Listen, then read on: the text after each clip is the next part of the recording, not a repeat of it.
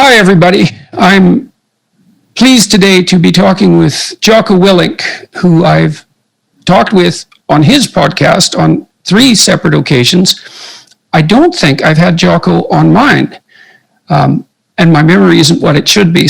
But I'm quite sure that so far when we've talked, it's been on your podcast. So I thought I'd take the time today to get to know you in some more detail.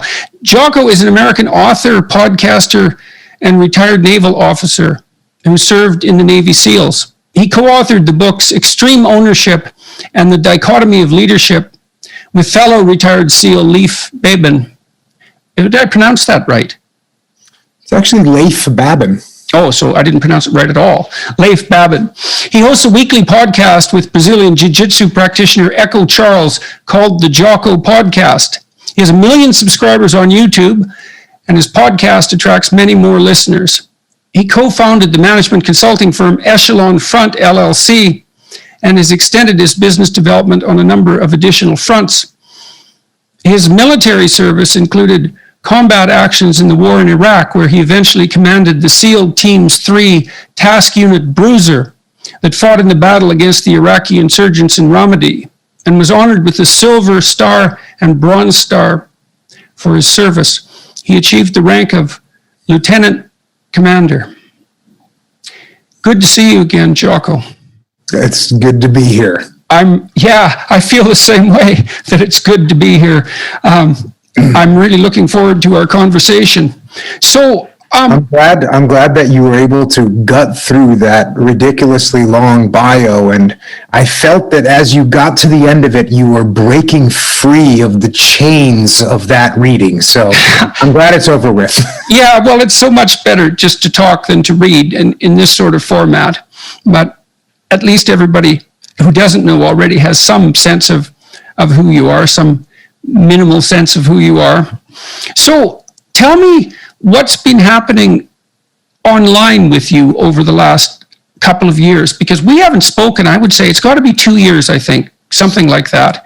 And so I've cast an eye on what's been happening with you on YouTube, and some of my staff have filled me in, but I'm really curious. Tell me about what's happening with your YouTube channel and your online activities, your podcast, and all of that. A few years ago, I started a podcast. That was quite a few years ago now. It was in 2015. It might have been kind of prior to the explosion of podcasts. In fact, I think I read something that said at that time it was like 17% of Americans were listening to podcasts, and that number's much, much higher now. And I kind of got lucky because at the time, Tim Ferriss had one of the most popular, still very popular, but at the time, just because the numbers of podcasts that existed, his podcast was even more popular. And I went on his podcast, and when we got done recording and he pressed stop on the record button, he looked at me and said, "You should have your own podcast." And I kind of took that, and noted it. And then a little while later, I was on Joe Rogan's podcast, and he had, obviously another one of the most popular podcasts in the world. And he told me in the middle of that podcast that I should have my own podcast. And so when guys like Tim Ferriss and Joe Rogan are telling you to have your own podcast, you have your own podcast. Now, I came to realize later that Joe Rogan actually would tell everybody to have a podcast. So maybe he would tell everyone, "Oh, you should start a podcast." Well, I actually listened to him. And so I started that podcast, and I would say I probably, if somebody would have asked, what should a person do to make a good podcast, or maybe not a good podcast, but a popular podcast, somebody would probably say, make it probably a half an hour to an hour, bring a bunch of different guests on so that you can hear a bunch of different people talking, and talk about positive things in the world. And so instead of doing any of that, what I did was I have a podcast that's between 2 and 5 hours long. Oftentimes it's just me talking, reading from a book and reviewing a book. And usually the books are about war or suffering or some kind of human atrocity. And so that's what my podcast is. And really what it boils down to is it's learning about human nature. And for me, human nature is best revealed or most clearly revealed in times of suffering. And one of the, I guess, a pretty good monopoly on the market for suffering is war, and right in there as well as, human atrocities. So I started that podcast, and like I said, when I started it, there weren't as many as podcasts as there are now. So it got some traction out of the gate, and it kind of just stayed there. So I was very lucky in that respect, and I've been doing it ever since. I've put out one podcast a week for 5 years. I've only missed one week in there, and that was when my best friend was killed in a parachute accident, and so I didn't put out a podcast that week. But other than that, I've been very consistent. And then the YouTube channel is, well, it's kind of the podcast, and then we do some excerpts there and little clips and stuff like that. And Echo Charles, I forget what you called him in the bio, a Brazilian Jiu-Jitsu practitioner. He's also a video guy, and so he makes little clips and puts special effects in them and stuff because he's creative and bored. Mm-hmm. Which means it's a great combination for someone that you're working with. It is indeed. So I think that's what's been happening online for me and for the past few years. Who's your audience, do you think, or do you know? Yeah, I know actually quite well that my demographic is people. It's people. It's human beings. Really, it's all over the place. And when I go and do live events, I'll have just the entire spectrum of humans there. Hey, look, is there a kind of a typical person? Yeah, there's a typical person, but we get everybody on the spectrum, from the grandma to the little kids. I've written a bunch of kids books, and the little kids show up as well. Right. So pretty broad. Kids books. Yeah, pretty broad demographic. I meet all kinds of people. Everybody from I'll meet a firefighter, and then a hedge fund guy, and then a stay-at-home mom, and then a retired Marine. Just meet everybody. And that's the audience. Do you have any sense of what it is that's attracting people to your podcast? I mean, you sort of approach that tongue in cheek in some sense. For a dark topic, you concentrate on things that are pretty negative, or they're pretty dark, and so, as you said, that might fly in the face of any advice you'd get about what to talk about. But obviously, I mean, one of the things I've encountered is that there's a vast hunger for serious dialogue. And I mean, one of the things that struck me always about your podcast was you often read something that's very, very emotionally demanding, stark, harsh, rough. And and it's interesting to think about why people might be attracted to that. What's your sense? And also, why are you doing it?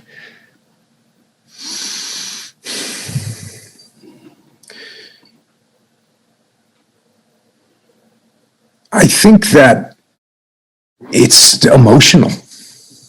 I think that these are emotional topics. I think these are things that people can be a little bit afraid of and a little bit nervous about, and being able to brush up against them a little bit gives them a little bit more familiarity with them.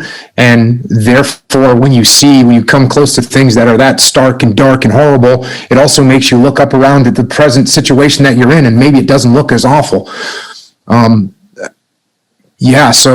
So there you touched on two things about knowing something about history that might be really useful, or about human affairs, right? One is that, I mean, it's a tenet of clinical psychotherapy that a voluntary approach to what's frightening, threatening, even disgusting is curative. It has to be voluntary, and it can't be too intense, right? Because if it gets too intense, it can actually hurt you. But if it's voluntary and measured, that actually seems to strengthen people. It develops resilience. And I would say that's one thing that virtually all well-trained clinicians agree on, is that kind of exposure, whether it's discussing old, difficult experiences in an autobiographical manner, or whether it's actually going out into the world and facing things that you're afraid of. If you're an elevator phobic, for example, you might be faced with confronted with the necessity of at least looking at an elevator, which is something you might avoid if you're phobic. And then, so that's the first thing. So there is some pronounced human tendency to be attracted to what's dark, because that is a pathway to mental and physical resilience. And then the second thing is, which I also think is extremely important, is it's useful to cultivate gratitude, in my estimation. And one of the ways that you can do that, because you take a lot of what's good in your life for granted, it gets invisible, especially if it's predictable. It gets invisible, and that's unfortunate because it's still rare and precious. And if you know how terrible things can be, have been, or could become, then that can alert you to how fortunate you are when all hell isn't breaking loose right now everywhere in your life. So, yeah, and you can also sort of learn some skill sets of how to handle these tough situations when you get in them.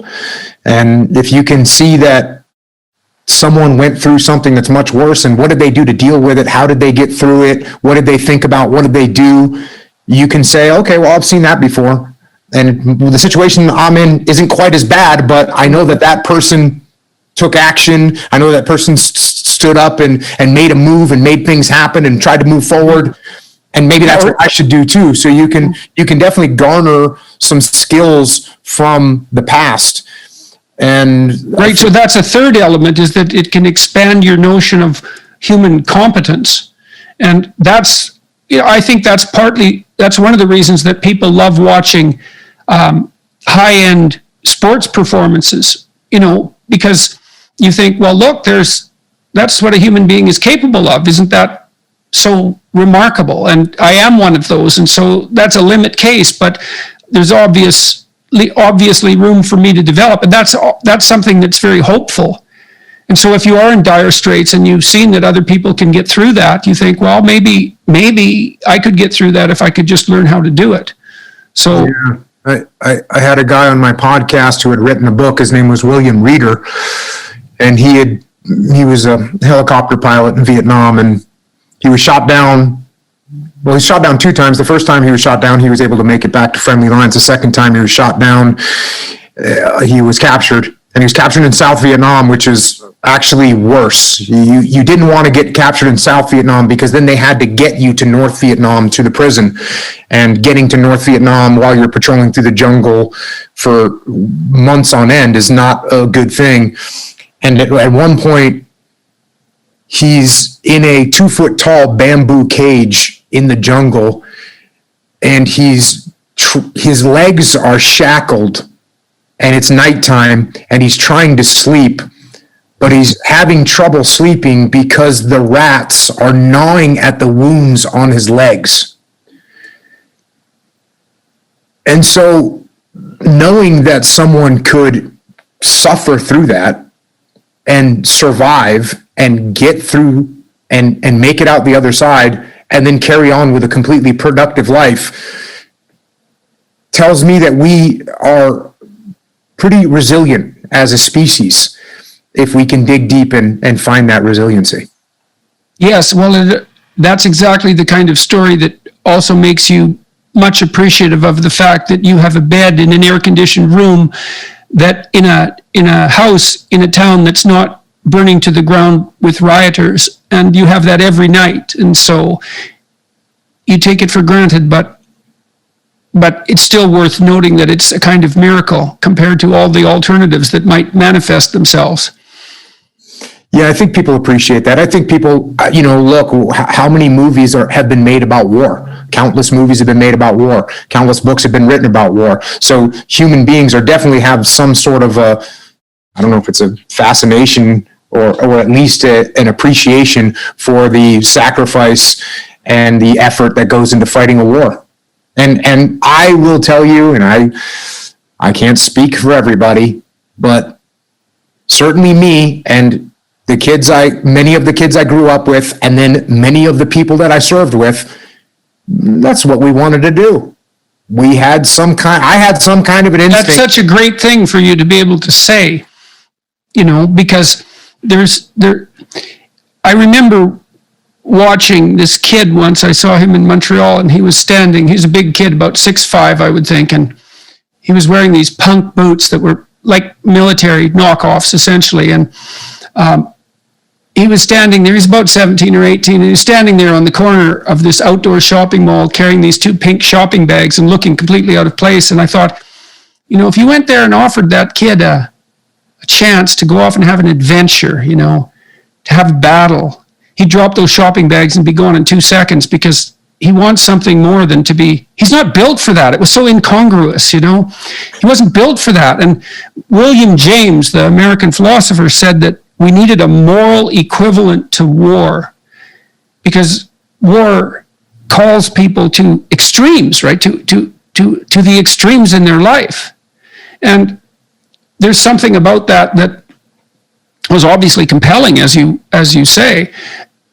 It's uncomfortable as well to state that blatantly, because obviously peace is a desirable condition. But the question is then, well, how do you put sufficient adventure into the peace? And that's a very complicated problem. It's very true in the fact that in war, I was lucky enough to go, and I was lucky enough to serve in combat and to be in a position of leadership in combat. And in those situations, I was able to witness with my own eyes, on the one hand, the most heinous and despicable acts that human beings can partake in. And I was also able to witness with my own 2 eyes these soldiers, Marines, the guys that were in my task unit, making the most incredible sacrifices for their friends. So yes, there is an extreme to war. And like you said, it's not something you wish on anybody. And I had this conversation with Sam Harris a while ago, because he called me out and said, you're talking about how hard war is and it's terrible, but at the same time you say it's the best thing that you have been through. And I asked him if he'd ever known anyone that had cancer and survived it. And oftentimes those people will say, it's the best thing that happened to me. I wouldn't wish it on anybody, but I'm glad it happened to me. And that's kind of how I feel about war too. I wouldn't wish war on anybody, but I wouldn't trade it for anything. So when you look back on your involvement in the war in Iraq and your country's involvement, how do you make sense out of it morally? I mean, we're in that domain right now. You tell me already that you're pulled between these extreme views. You don't wish war on anyone. Do you have a son? Yes. How old is he? 18. So then you think, I presume, but perhaps I wouldn't deign to presume. If you could have what you wanted for him, would that be peace? Of course. Okay. Well, right. Why? Okay. So let's do that a little bit. Of course. But. Well, right. Exactly. Well, the other thing that you do, as far as, please correct me if I get any of this wrong, but I mean, part of what you're also offering to people is the call of a kind of radical discipline.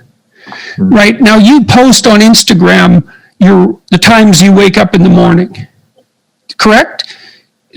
Yes. 4:30, something like that, and pretty regularly.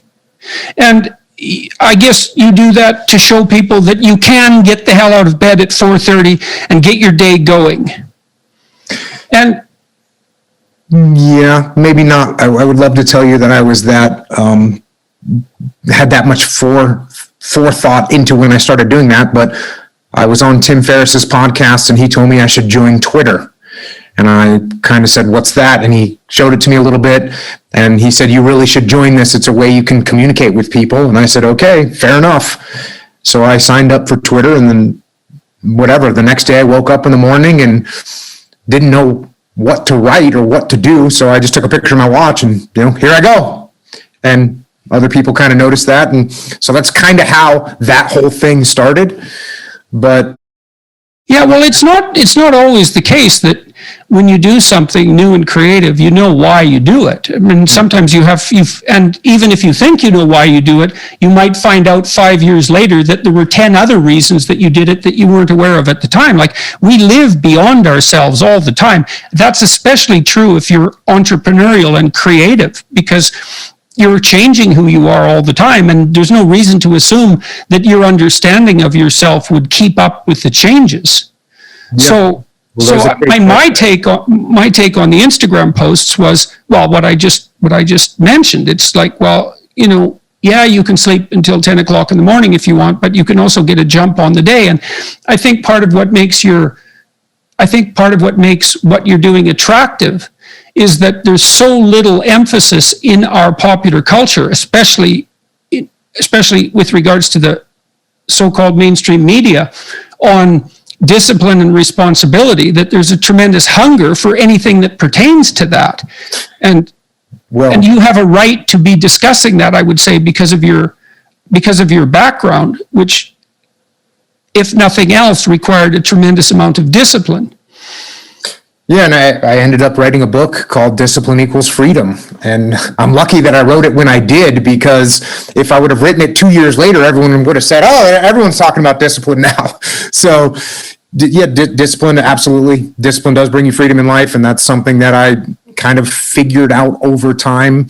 So what do you mean by that? Like, how did you figure that out? And what do you mean by that? Because they're often, and the classic sort of, what would you call it, romantic rebel is someone who is free from excessive order, let's say.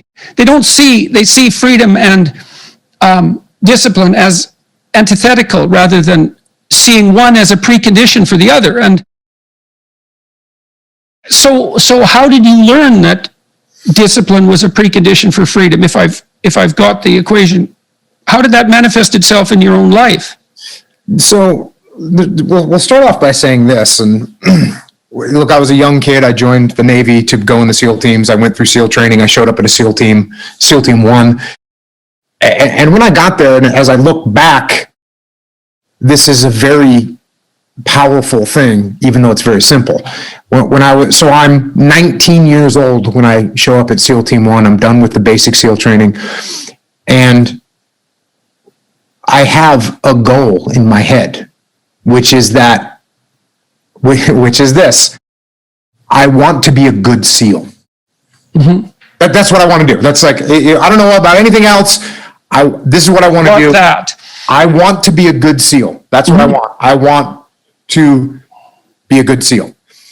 Mm-hmm. And so as a 19-year-old with all kinds of energy, and we haven't talked about my childhood yet, but I was kind of like a very rebellious kid. When you talked about seeing a kid that looked like you could have handed him a club or a battle axe and he would have probably been feeling a little bit better, I was like that. I was constantly looking around for a club or a battle axe because that's what I felt like I needed to do. And it was beautiful because I was running around the woods as a young kid playing Army. And I just went and actually played Army. That's what I ended up doing. So I never really had to force myself into some mold that I didn't want to be into. So I got to SEAL Team 1, and now I just want to be a good SEAL. That's what I want. And so now that starts steering some of my decisions. And for the most part, it steered my decisions in a decent direction. Now, there were some times where, as I look back now, what I thought was a good SEAL was a little bit off, but luckily it wasn't 180 degrees off. It might have been off 30 degrees or 40 degrees. Right. And as I got older and more mature and I figured out more about what that ideal should look like to me and I could keep chasing that ideal, that was good. But even to be a 19-year-old kid with a 70 or 80 degree corridor to move forward in is not a bad thing. No, it's a gift. It's a gift, exactly. So then I'm looking around at other SEALs that were older than me and more senior to me and trying to figure out which one of those guys is a good SEAL. Yeah. And what I realized was that the guys that were working harder, for the most part, were good SEALs. Now, there's just some people that are just way talented. Right. And they would show up, 3 minutes before a run or 3 minutes before we do a shooting competition, and they could just walk through it, no problem. Right. And that's great for them. It wasn't me. I'm not that great at anything. But I saw other guys that might not be great at anything either, but they worked hard. They showed up to work early. They did the drills that they were supposed to do. They had discipline. And when you have... has amalgamated statistics, and I hope I get this right, but it's approximately correct. If you work 10% longer hours, you make 40% more money. Right, and so, and I think your comments about talent are also dead on. It's like in any field of enterprise, there are people who are phenomenally gifted. And then if they work really hard, they're even more phenomenally gifted, right? Those are the people who break records. But that talent apart, hard work actually works. And with virtually everything. It might not make you the best at whatever it is you're pursuing, but it will certainly make you better than you are. And then I have this new book. I hope you got a copy, because did you get a copy? Okay, so I'm bringing it up for a particular reason. I have a chapter in this book called, there's two that are relevant. Imagine who you could be and then aim single-mindedly at that. That's one. And then the course, or what would you call it? A complementary chapter is work as hard as you possibly can on one thing and see what happens. And that's also predicated on this idea that discipline is a precondition to freedom. So you were fortunate, like you had this goal, right? So that meant you had a goal, which is a really big deal because you could learn about goals. You had a sense of a higher mode of moral being, that I would rather be a good SEAL than the person I am now. Well, it's a code of behavior and a way of perceiving. So there's an ethic in that. And then you said as well, your conception of what good SEAL meant changed as you matured. But that's also fine. It wouldn't have changed unless you would have pursued that initial only partially accurate goal. And so that's also a really good thing for people to understand is like, if you don't know what you're doing, aim at something. Is it the right thing? No. But it's better than just shooting randomly. So you aim at something, and then as you aim and you move towards it, you're going to find out why you're wrong. And then you might recalibrate your aim. And that's going to happen over and over, because as you move towards a goal, it recedes or it broadens, or it recedes and broadens, and otherwise you'd run out of things to do. So, but anyways, back to the story. You have this identity, and you said it was there in you all right from the beginning, because you would play army by yourself, even in the forest by your house, I presume. And how old were you, do you think, how long back can you remember having that as a fascination? I do not remember wanting to do anything else. So would you say, is that as early as 4, 3, 5, preschool, something like that? Can you remember playing when you were that young?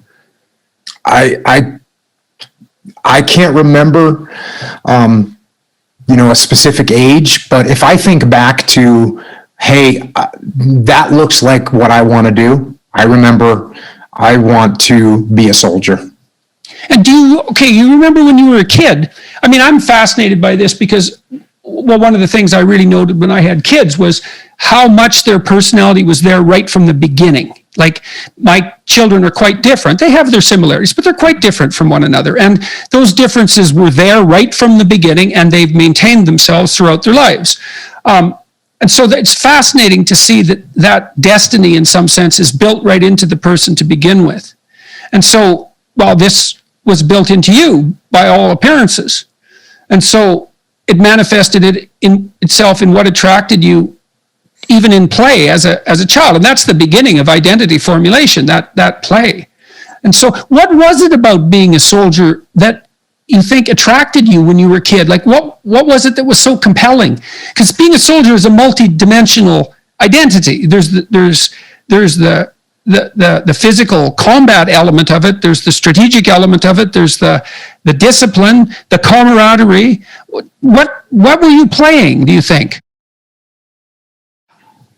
I got asked this. I was talking to some folks at the Special Operations Command the other day, and they asked me, they set me up with this kind of beautiful possibility or opportunity for me to give some kind of an incredibly beautiful answer to this very question, and there was something along the lines of, at what point did the opportunity to serve and sacrifice for your country reveal itself to you? Something along those lines. And all I'm thinking about is when I'm 8 years old, 12 years old, 15 years old, I want a machine gun and I want to go fight a war. That's what I want to do. I would love to tell you that I, read some heroic book. I read the Odyssey and realized that I didn't read any of that stuff. Well, that wouldn't be relevant to do with 8 anyways, right? I mean, that's why I'm curious about what it was so early,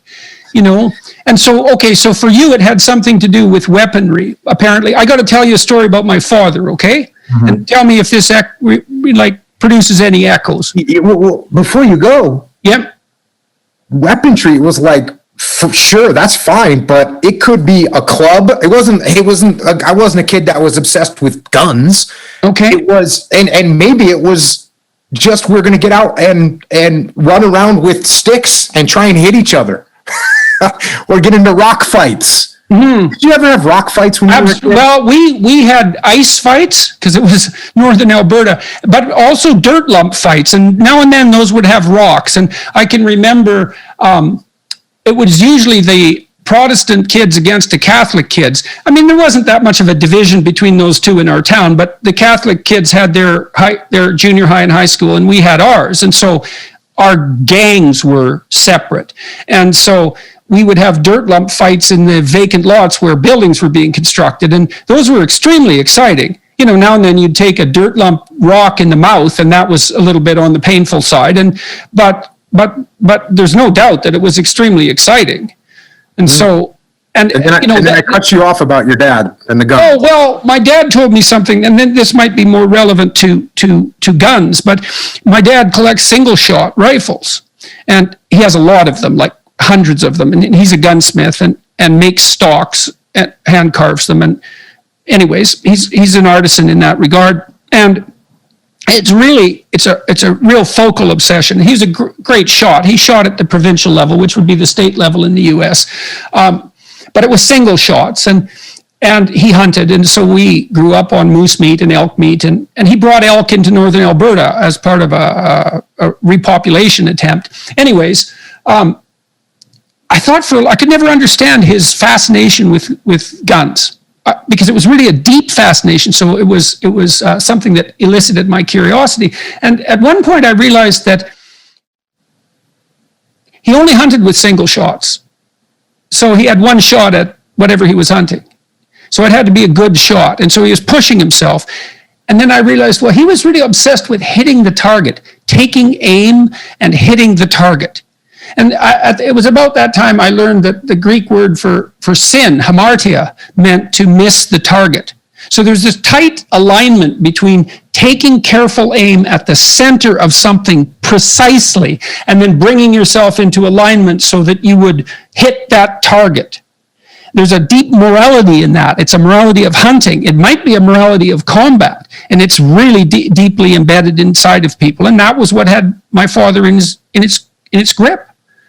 And so I was wondering if the automatic interest that even the club elicited in you had something to do with that seeking, that hunting, that target seeking, or if perhaps I'm barking up the wrong tree. I would say no. But when you were talking about getting hit in the head with a dirt clump, and whether you get hit or not, when you get done with that situation, you are in an elevated state of mind, because that was dangerous, and it was a very high level competition, because even when you're throwing a baseball or kicking a soccer ball around, there's no real danger in that situation. But when someone's hucking dirt clumps at your head, you get a legitimate rush from that, and it feels good, and it's exhilarating. One of the most fun, yes, there's no doubt that it's exhilarating. One of the most fun days I ever had as a child, this was less dangerous.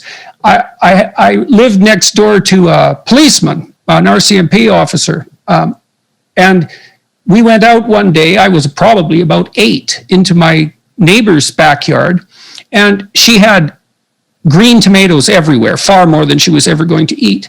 And we had a green tomato war for like an hour and a half. And he was moving them at a pretty good velocity. So if they caught you, especially in the head,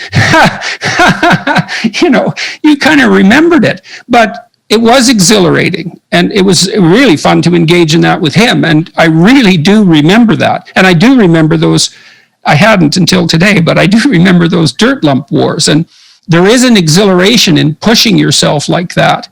Yeah. So, and I don't want to give the impression that I was, running around with camouflage paint going to high school, or I was, I was doing a bunch of other stuff too. I played soccer, I played basketball. We had, a bunch of different bands. We played music. I played bass in a band. I sang in a band. I played guitar. We did all kinds of other stuff, but I was always kind of just in the back of my mind, sort of wanted to do that job. All right, so you went to the SEALs. Mm-hmm. And tell us about that a bit. It was awesome. You're making more money than you could ever figure out to do with. I'm 19 years old, and I am the richest person that's ever existed in my mind, because I'm making whatever it is, however many $1,000 every 2 weeks. And, my expenses were nothing. And so you're just totally stoked. You got a great job. You're working out, you're shooting machine guns, you're blowing things up, you're hanging out with a bunch of other guys that like to blow things up, and you can fight each other at the drop of a hat, and then you get done with a fight and you shake hands, and then you go eat a steak. And so you're just in this environment, and it's perfect. It's freaking awesome. So what was it like? It was awesome. That's what it was like. It's funny, you read accounts of the Navy SEALs, and I've never read it as enthusiastic an account as that account right there. And so then, what happened after you were done your Naval SEAL training? What direction did your military career take? Yeah, so I got done with SEAL training. I went to SEAL Team 1. It was 1991. I just missed the first Gulf War. I was all brokenhearted about that, because this war had happened, and I didn't know when another one was going to happen. And so what do you do is you train, and we trained a bunch. I did a bunch of SEAL platoons, which is you form up with a group of guys, you do a training cycle together as a platoon, and then you go on deployment overseas. And when there's no war going on, you go to other countries and you work with foreign nationals, and you train them on the skill sets that we have and learn some stuff from them. And then you come back and you do it again. And then eventually from there, I went into where I became a trainer at SEAL Team 1, and taught the tactics to the SEAL platoons that were now training to go on deployment. And I did that for a couple of years. And then I got picked up for a commissioning program and became an officer in the SEAL teams, which moved me up into a leadership position. And then I did a couple deployments as a young SEAL leader. Then I had to go to college. The Navy sent me to college, because in order to be an officer in the Navy, you have to go to college, and I hadn't been to college. Where did you go? I went to the University of San Diego. You went to the University of San Diego. What did you take there? I was an English major. All right, so you finished college, and then what happened? You're not going to ask me why I was an English major? Why were you an English major? I thought when he hears English major, he's going to say, wait a second, here you are, this guy talking about machine guns and blowing things up. What in God's name are you going to go study English for? I have to say that thought did pass through my mind. Okay. Why was I an English major?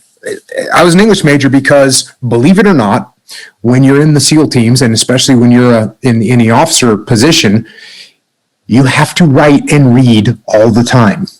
So when one of your troops does something and they deserve some kind of recognition for that, you have to write them an award. And if the award is written well, there's a much better chance that it'll actually be given to the person that you're writing it for. You have to write evaluations for your troops. And the evaluations that you write is how your troops are judged so that they can be promoted. On top of that, if you want to go do a mission, you have to write a concept of operations, which is a document which is 5, 6, 7, 8 pages long that you send up the chain of command, that then they scour through and see if they're going to approve your mission or not. That's so insanely important. I mean, one of the things, I did a talk at Harvard 4 years ago, and I pointed out 2 things to the students in the audience. One was that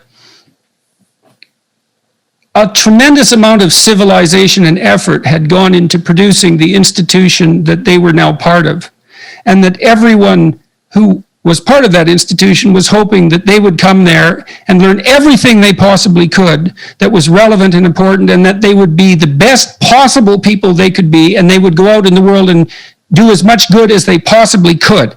That was the essential mission of the enterprise. And that was really the case. And also that learning to write in particular was going to make them more powerful than they could imagine. And a number of students came up to me afterwards and said, I really wish someone would have said that to us when we first came here. And it's the writing part of that. I kind of got obsessed with that when I was working as a professor. And I'm working on a piece of software right now to help, which we'll launch soon, to help people write. Because what I observed in my own career, and it's so interesting, the parallelism is so interesting, but not surprising, is that nothing can stop you if you can write. And it's for the reasons you just laid out. It's like, when you write, you make a case for something, whatever it happens to be. And if you make the best case, well, then you win. And you get whatever it is that you're aiming at. And so, you said, maybe that's why I didn't ask you why you went into English. I guess that might have been the reason, is that the utility of learning to write is so self-evident to me that it could pass by without question. But it's also interesting to think about how it fits into this broader, well, let's say, at least partially military/strategic way of looking at things. You described the intense relationship between marshaling your arguments properly, getting everything in order on the page, and making strategic progress, truly in the military sense, that those things are tied together very, very precisely. And it's obviously your ability to communicate as well that's well, look what it's done. You have your podcast, you have your YouTube channel, you have your books, many of which you self-published. So that ability to communicate I just can't understand why it's not presented, especially, not entirely, but especially to adventurous, well, let's say young men. We could say young people. You're adventurous? You want to make a mark? You bloody well better learn how to write. Because if you learn how to write, well, then you can think and you can communicate your thoughts. So not only are you deadly strategically, you become extremely convincing. And then you can go and do anything you want and no one will stop you. And that's never told to people. And I don't really understand why. You hear the pen is mightier than the sword, which is just a cliche unless it's fleshed out. But the reason, you laid out the reasons perfectly.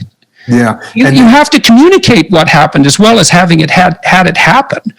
Right. So you already connected the dots, but obviously not only am I having to write and present my argument, I'm also having orders being issued to me, which are written. I'm sure you've heard the term rules of engagement. Well, rules of engagement is a 12-page document that is in a bunch of legalese. And I've got to translate that document to my troops, some of whom, barely graduated high school. And so I've got to be able to do that. So I've got to be able to read and then write and be able to then communicate and talk to the team and brief them in a manner that they can actually understand what it is I'm talking about and what it is our mission is and why we're doing this mission. So that was why I decided to study English when I went to college, and believe. So that was a conscious decision. Absolutely, it was a and with that end in mind, that it was. So tell me exactly what the decision was with regards to studying English. What did you know that, because it's not, as you pointed out, it's not self-evidently the most practical of pursuits, and not necessarily what you'd expect someone with a military orientation to pursue. Right. Here's the thought process. I want to be a good SEAL. The good SEALs that I see can communicate, they can write, and they can read. That's what I need to learn how to do. I need to learn how to do that better so that I can persuade my chain of command that we need to do this mission, or we need this piece of gear, or this guy over here needs to get an award, or he needs to get promoted. All those things are done by being able to write and communicate properly. Okay, so let's say you take the example of a SEAL who's got it all, but this literacy. Okay, so what happens to him compared to someone who has all those skills? Well, if he can't write well, and he's in charge of 6 guys, and one of those guys works hard or does something that deserves to be recognized, this is the responsibility of that leader to write that person an award. Okay, so he can't reward his good workers, his good soldiers. He can give him a pat on the back, but a pat on the back isn't going to get him promoted. An award is actually worth some points towards your promotion. And the people that are on that board that are giving that reward, they're never going to meet that leader, and they're definitely not going to meet that guy. There's no bias. It's based on this piece of paper that you hand in. You hand in this piece of paper, they read the piece of paper, and they say award approved or award not approved. Mm-hmm. Or you want to do a mission, and you send that up the chain of command, and it's the same thing. It gets to a certain point where they're just looking at it and reading and trying to decipher this pile of junk that you've put together. And by the way, if I'm in charge and Jordan sends me a concept of operations that doesn't make any sense, why would I possibly let you go out and execute an operation that I can't even understand what it is you're trying to do? So it has a huge impact. It has a huge impact. Okay, well, I'm dwelling on this because it's upsetting to me, I would say, that young people in particular aren't stringently instructed that that literacy makes them powerful in every way they can possibly imagine, except the absolutely immediate. And so it's just sad to me that it's not sold in that manner. You want to be weak? Stay illiterate.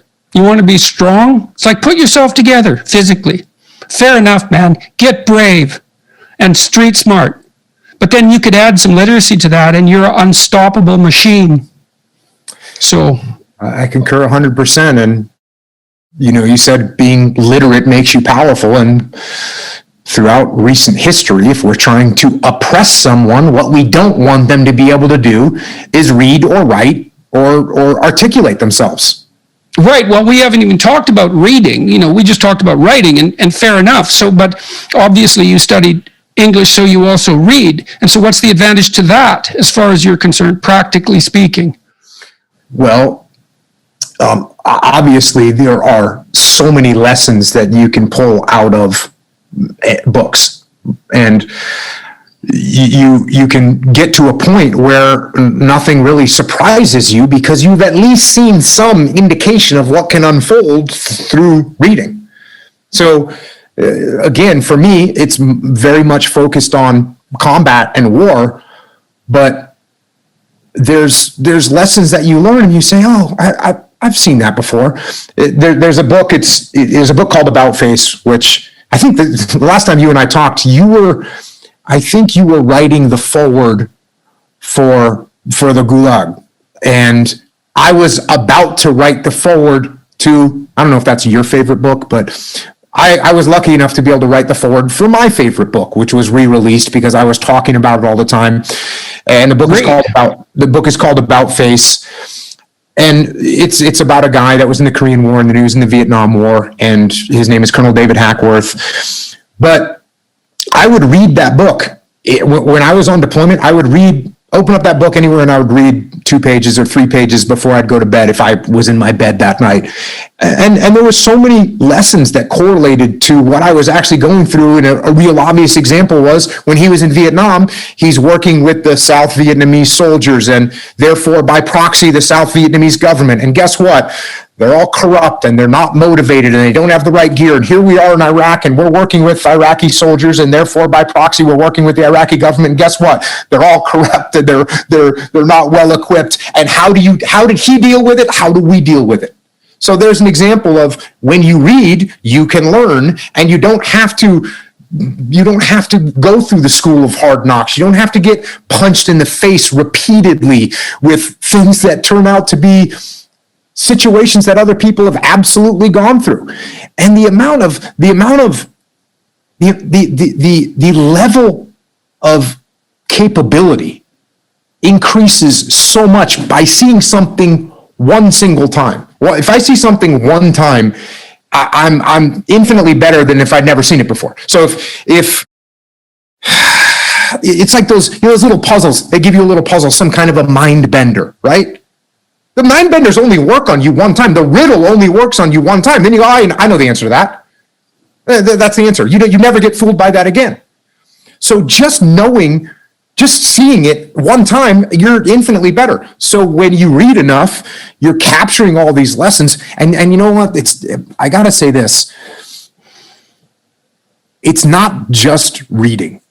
It's not just reading. And I learned this because as I started doing my podcast, and many of my podcasts are just me reading books, I realized how to read more intently, even more intently than I did when I was going to college and I was going to be, writing a paper about a book. And so I'd read it in a certain way. But even that reading was a little bit detached because you're looking for a theme or you're looking for character development or what have you. But when you read to learn about human nature and life, you detach less and you kind of put yourself in there and you experience it a little bit closer. And then when you take a step back, you go, oh yeah, I know what he was thinking right there because I was right there with him. And so there's a certain attitude. You kind of have to put yourself into the work and really read it with that kind of intensity, if for lack of a better word. Is it possible for a human being to read intensely? Absolutely. I guess so, because that's what I try and do. That's no different than acting intensely or playing intensely. Of course, you want to put the book on. You want to become that person. That can rattle you up, man, especially if the person is thinking all sorts of things that you've never thought. I mean, I love reading for that reason. I could pick my peers too, which I really loved. It's like, well, I have these people around me, but then there's these people who've lived before me and in different places, and I can set them up on my shelf. I can enter into their world and I can benefit from everything they've thought and saturate myself with that person. It's very disruptive, especially if the person that you're reading has a mind that's more powerful and more well-developed than your own.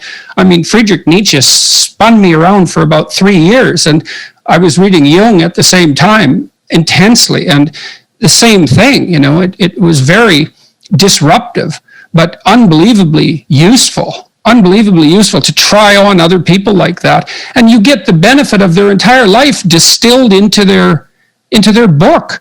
It's 30 years of work. I read this one book called The Neuropsychology of Anxiety, which it's a great scientific work. I think it's the greatest neuropsychological work of the last 50 years. It's a very hard book. I think it has 1,800 references, something like that. And this guy, Jeffrey Gray, he actually read all those references and he understood them. And so it took me 6 months to read the book, but I got an entire education out of it. I got to experience in 6 months what it took him 30 years to learn. Like, what a gift that is. It's unbelievable. I was listening to an interview with Gary Kasparov, I think you said, Russian. He was a chess world champion for 20 years, something like this. And they asked him, and the interviewer didn't ask him directly if he could beat this young guy named Magnus Carlsen, who's the current kind of prodigy of chess. He's just phenomenal and the highest chess rating ever, et cetera, et cetera.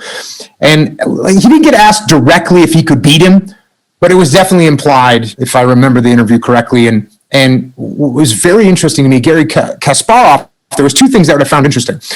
Number one was he said, he's younger than me. And he didn't mean that and like that was an advantage for Gary. He meant it, he's younger than me, so he has an advantage. Magnus has an advantage because he's younger. And I kind of thought to myself, well, that's kind of weird because this isn't a wrestling match. This isn't a jiu-jitsu match. Why would that help? And then sure enough, you learn a little bit about cognitive decline, and Gary Kasparov is 57 years old when he did this interview. And guess what? You start, well, depending on who you are, but you start to see cognitive decline around that time. And it kicks in at 25. Well, there you go. IQ is pretty unitary, but you can fracture it into crystallized and fluid. And fluid IQ is what enables you to learn. Mm-hmm. And it declines from 25 onward. Crystallized intelligence continues to grow, roughly speaking, because it's partly dependent on such things as vocabulary, which you can learn and which accumulate. But interestingly enough, you were talking about physically, the best way to stave off cognitive decline is not cognitive activity. It's exercise. Weightlifting and cardiovascular exercise it's by far the most potent means of staving off cognitive decline. Yep. So Kasparov would have the advantage in terms of experience, but the younger guy would have the edge on sheer raw brain power. That's what I thought too. But guess what? It's wrong. And it's wrong for the exact reason that you just said. So Magnus Carlsen, when he's 11 years old, he gets to open up a book and see every single match and move that Gary Kasparov ever made. Because that's what they do. They document that stuff. Of course. And so what he got to do was what you got to do. You got to learn a person's 30 years experience in 6 months. Well, this young kid, where it might have taken Gary Kasparov, 8 years or 4 years to figure out how to get out of some particular quandary on the chessboard. Well, Magnus just opened to a page in a book and said, that if I ever get in that quandary, I'm there. And so what Magnus got to do is he got to start from here. Right. And build. And so I make this point from a leadership perspective. Yeah. We can do the same things as leaders. We don't have to figure all this stuff out. We can jump up to Gary Kasparov's level, or at least get a baseline of what he knew and win because we learned. It's very interesting to me. Well, you think, and again, with regards to selling this sort of thing, I'm stunned that it's possible to make history boring, for example. People should be so enthralled with history that they can't get enough of it. But with reading, imagine you have this opportunity to learn whatever you want from the greatest people who ever lived along that dimension. And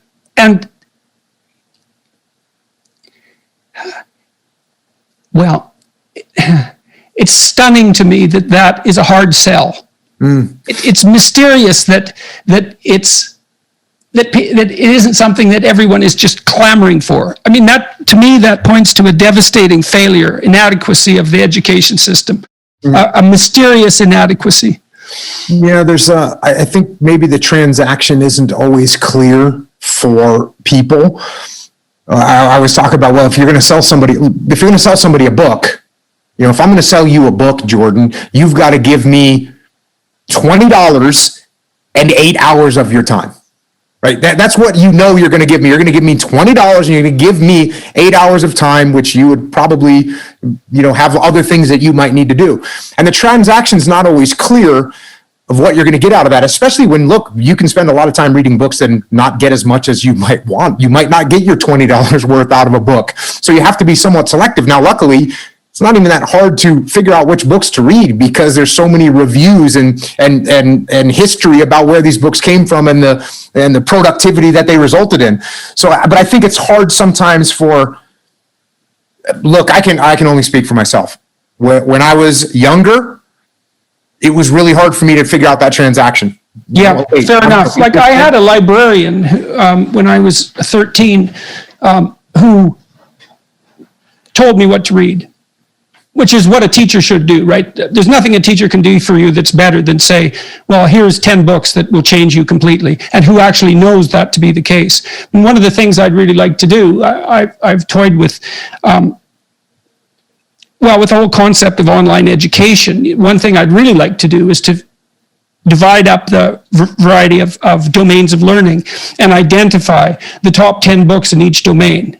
So to ask an expert, it's like, well, you're a historian, you're a great historian. What 10 books are crucial? And I have a list on my website, a list of recommended books. There's about 100 of them that have been instrumental for me, and lots of people have used that list to purchase books. So that's been really good. But I'd really like to extend and expand it. Yeah, so, I have the same thing on my website, the books from the podcast, and same thing. All kinds of those books get sold, and it's beautiful to see. But the people that are checking the website or listening to the podcast, they know that those books have been through a filter. They're there for a reason. They're there because they're going to be worth that transaction. And I think that's a tough sell for a lot of people. They can't figure out, maybe they've invested in books before and they didn't quite get the return on investment that they wanted, and buy 2 or 3 books and $50 or $60 and 20 or 30 hours. Yeah, that's a great observation, I think, because one of the advantages to coming from a literate background is that you do, in fact, reduce the transaction costs. Because there's an infinite number of books. I mean, well, no, there isn't. But as far as we're concerned, there might as well be. And so the question of what to read really is daunting if you don't know anyone who reads. Where do I start? And how can I not be a fool in doing this? So, well, okay, back to English. So what were you reading when you were in university? Was it fiction, novels? Was it nonfiction? What were you focusing on? It was like your basic English literature. That's what I studied. And so I read everything. I read everything, from each one of the little periods, and I took the various classes, and really, as trite as this may sound, it was actually the most impact was from Shakespeare.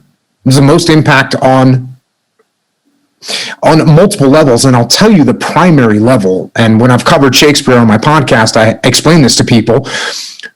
People think, well, I didn't really understand. I read it, I didn't understand it. And so I start off, when I talk about Shakespeare on my podcast, I start off by saying, listen, if you think you're going to just pick up Shakespeare, open it up and read it and understand it, you're not going to, because it's barely written in English.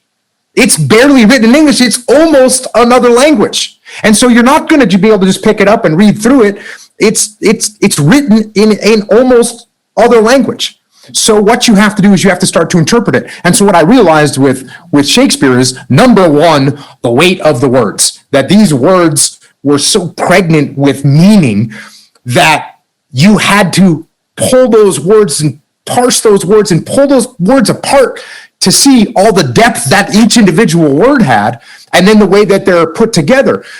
And what was great about this was, by the time I was back, because then I went right back into the SEAL teams, and somebody would hand me a rules of engagement document, and that was written by some lawyer in Washington, D.C., and I'd pull it out and say, wait a second, this word, I don't know what this word means. So let's pull this word out. Let's see what this actual definition of this particular word is, and how that changes my viewpoint of these rules of engagement, and how can I translate that for my troops so that they actually know what to do. So that part, for me, was from a reading perspective, starting to read Shakespeare and saying, oh, okay, you're not going to understand this. And if you don't understand something, that's okay. You pull out the Oxford English Dictionary and you look it up. And then you not just find out what the meaning of the word is, but what's the root word and where does it come from and what kind of depth and what kind of... Yeah, and that's really, that's unbelievably useful too, to discover the connotation of words. And the Oxford English Dictionary is particularly good for that, because you discover things that you'd never guess by looking at how the word developed. I mentioned the word hamartia, like the fact that the word for sin was derived from an archery concept was revelatory to me. It's like, that's so cool. It ties this moral concept, abstract philosophy, back down to something as primordial as weaponry and hunting. And just the fact that that's the metaphor is absolutely fascinating. And then there's the overlap in meaning that I already referred to. And virtually every word is like that, because word is an ancient artifact. It's like an animal in some sense. It has an evolutionary history and it transforms across time. And each word it carries the echoes of its past with it too, because each word attracts other words in a particular unique way. So it kind of lives in a word ecosystem as well. And the ecosystem contains information about the history of that word. And you think, well, why is that important? It's like, well, hey, guess what? You think in words. You talk in words. You have all these archaic, entities, these words, these living entities that you use. It's like the more you know about them, the more you know about you, the more you know about other people, and the better you are at formulating and communicating your ideas. There's nothing lost in that kind of investigation. There's nothing but gain there. So. Yeah, and that was the English road for me, and it was. Good thing I asked you that question, eh? Yeah, that was really, really insightful for you to come up with that. Thank you. All right, so and did you enjoy university? Did you find a community there? No. Okay, so when I was going to university, I was married. I had 2 kids when I got to university. I had 3 kids when I left. I was not a university student. I was, in fact, I would sit in the front row during my classes. I would have 3 pencils and 3 pens lined up and staged on my desk. I would be ready to take notes. If the teacher said something I didn't understand, I'd be sitting in the front row, raise my hand. I don't understand what you just said. Can you explain that? And meanwhile, I'm 28 years old. And there's a bunch of 18-year-olds in there, and they just want to, go out and hang out with their friends. And I'm in there to, I'd love to really come off sounding good and tell you that I was there to learn, but I was there to get A's, which meant I did have to learn. So I went at it as a competition, and I was competing not with the other students. I was competing with the teachers, because I'm a little bit crazy sometimes. I would want to make sure that they couldn't ask me a question on their test that I didn't know the answer to. So that's what I did. And so did I have fun? Maybe not. And one thing, when I got back to the SEAL teams, what I told the guys, I'd say, you know what I learned in college? And they'd say, what? And I said, I learned never, ever, ever, ever get out of the teams, ever. Never get out of the teams, the SEAL teams. Never get out of the teams. Okay. Well, I taught older students in Boston and undergraduates, and the undergraduates, especially in Boston, but also at the University of Toronto, were very, very bright and generally very hardworking. The older students were generally not as highly selected, but man, they were committed. And most of them had jobs that they weren't thrilled with, let's say, and had a hunger for what education could bring them that the younger people lacked. And so it does seem to me often, and maybe this is just because I'm getting older, that after high school, it might be good for people who want to pursue university to go do something that they're qualified for, which isn't much at that point, for a year or two, so that when they do go to college or university, they understand just exactly what they're being offered. Yeah, but I couldn't agree more. Working in the regular world will definitely make you appreciate the opportunities that you may have if you go and learn more in the world. All right, so you came out of university, you had 3 kids, you were married. What happens next? Go back to the SEAL teams and go through the rest of my career. Showed up at a SEAL team. September 11th had happened, so I show up at a SEAL team. I become a platoon commander at a SEAL team, and then go on deployment. I get done with that deployment. That deployment was primarily to Baghdad, although we worked kind of all over Iraq. Got done with that deployment. I went and became the aide de camp for the admiral that was in charge of all the SEALs at that point in time. And so that was sort of well, not even sort of, it was a very administrative job, but it was also a huge opportunity for me to get to see the SEAL community in the most broad way that I could. So I got to learn a lot there. And then I went back to a SEAL team and was now what's called a task unit commander, which is 2 SEAL platoons combined together. And I was in charge of 2 SEAL platoons combined together, which is called a task unit. My task unit was called Task Unit Bruiser. And we deployed to Ramadi, Iraq. And that was in the summer of 2006. Very tough fighting, a very tough battle, and came home from that deployment. Okay, so let me ask you there. So can you describe a typical day or a typical week? Like, what was it like to be there? I'd like all the details. What you get? Tell me what happens when you get up in the morning. What did your day look like? So we're there. We showed up there, and as soon as we got there, and we knew going into it in 2005, 2006, if you can remember watching the news in 2005, 2006, just about every day you would see in the news that there was 3 soldiers killed in Al-Anbar province, or 5 Marines killed in Al-Anbar province, or 3 Marines wounded in Al-Anbar province. And the capital of Al-Anbar province is the city of Ramadi, and the vast majority of those casualties were happening inside the city of Ramadi. And we knew that going there. And when you say we were deployed there, who are you? You're obviously referring to the country, to your country, but what does we mean when you say that? But when I say we in this particular case, I'm talking about my SEAL task unit. So I had, and that's how many people? Yeah, so I had about 35 to 40 SEALs most of the time, and then another around 60 support personnel. And these people are armorers that, can fix our weapons, and mechanics that can fix our Humvees, and intelligence people that gather information for us, and radio operators that can receive our radio calls. So there's a big support network that goes with the SEAL task unit as we deployed. And why was it a SEAL enterprise? What was specific about this deployment that required whatever it is that the SEALs bring? And what is it exactly that the SEALs bring that's specific?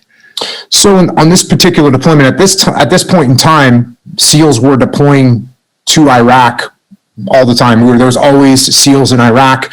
My first deployment was in 2003, 2004, and we were, in the beginning of that deployment, we were the only SEAL platoon there.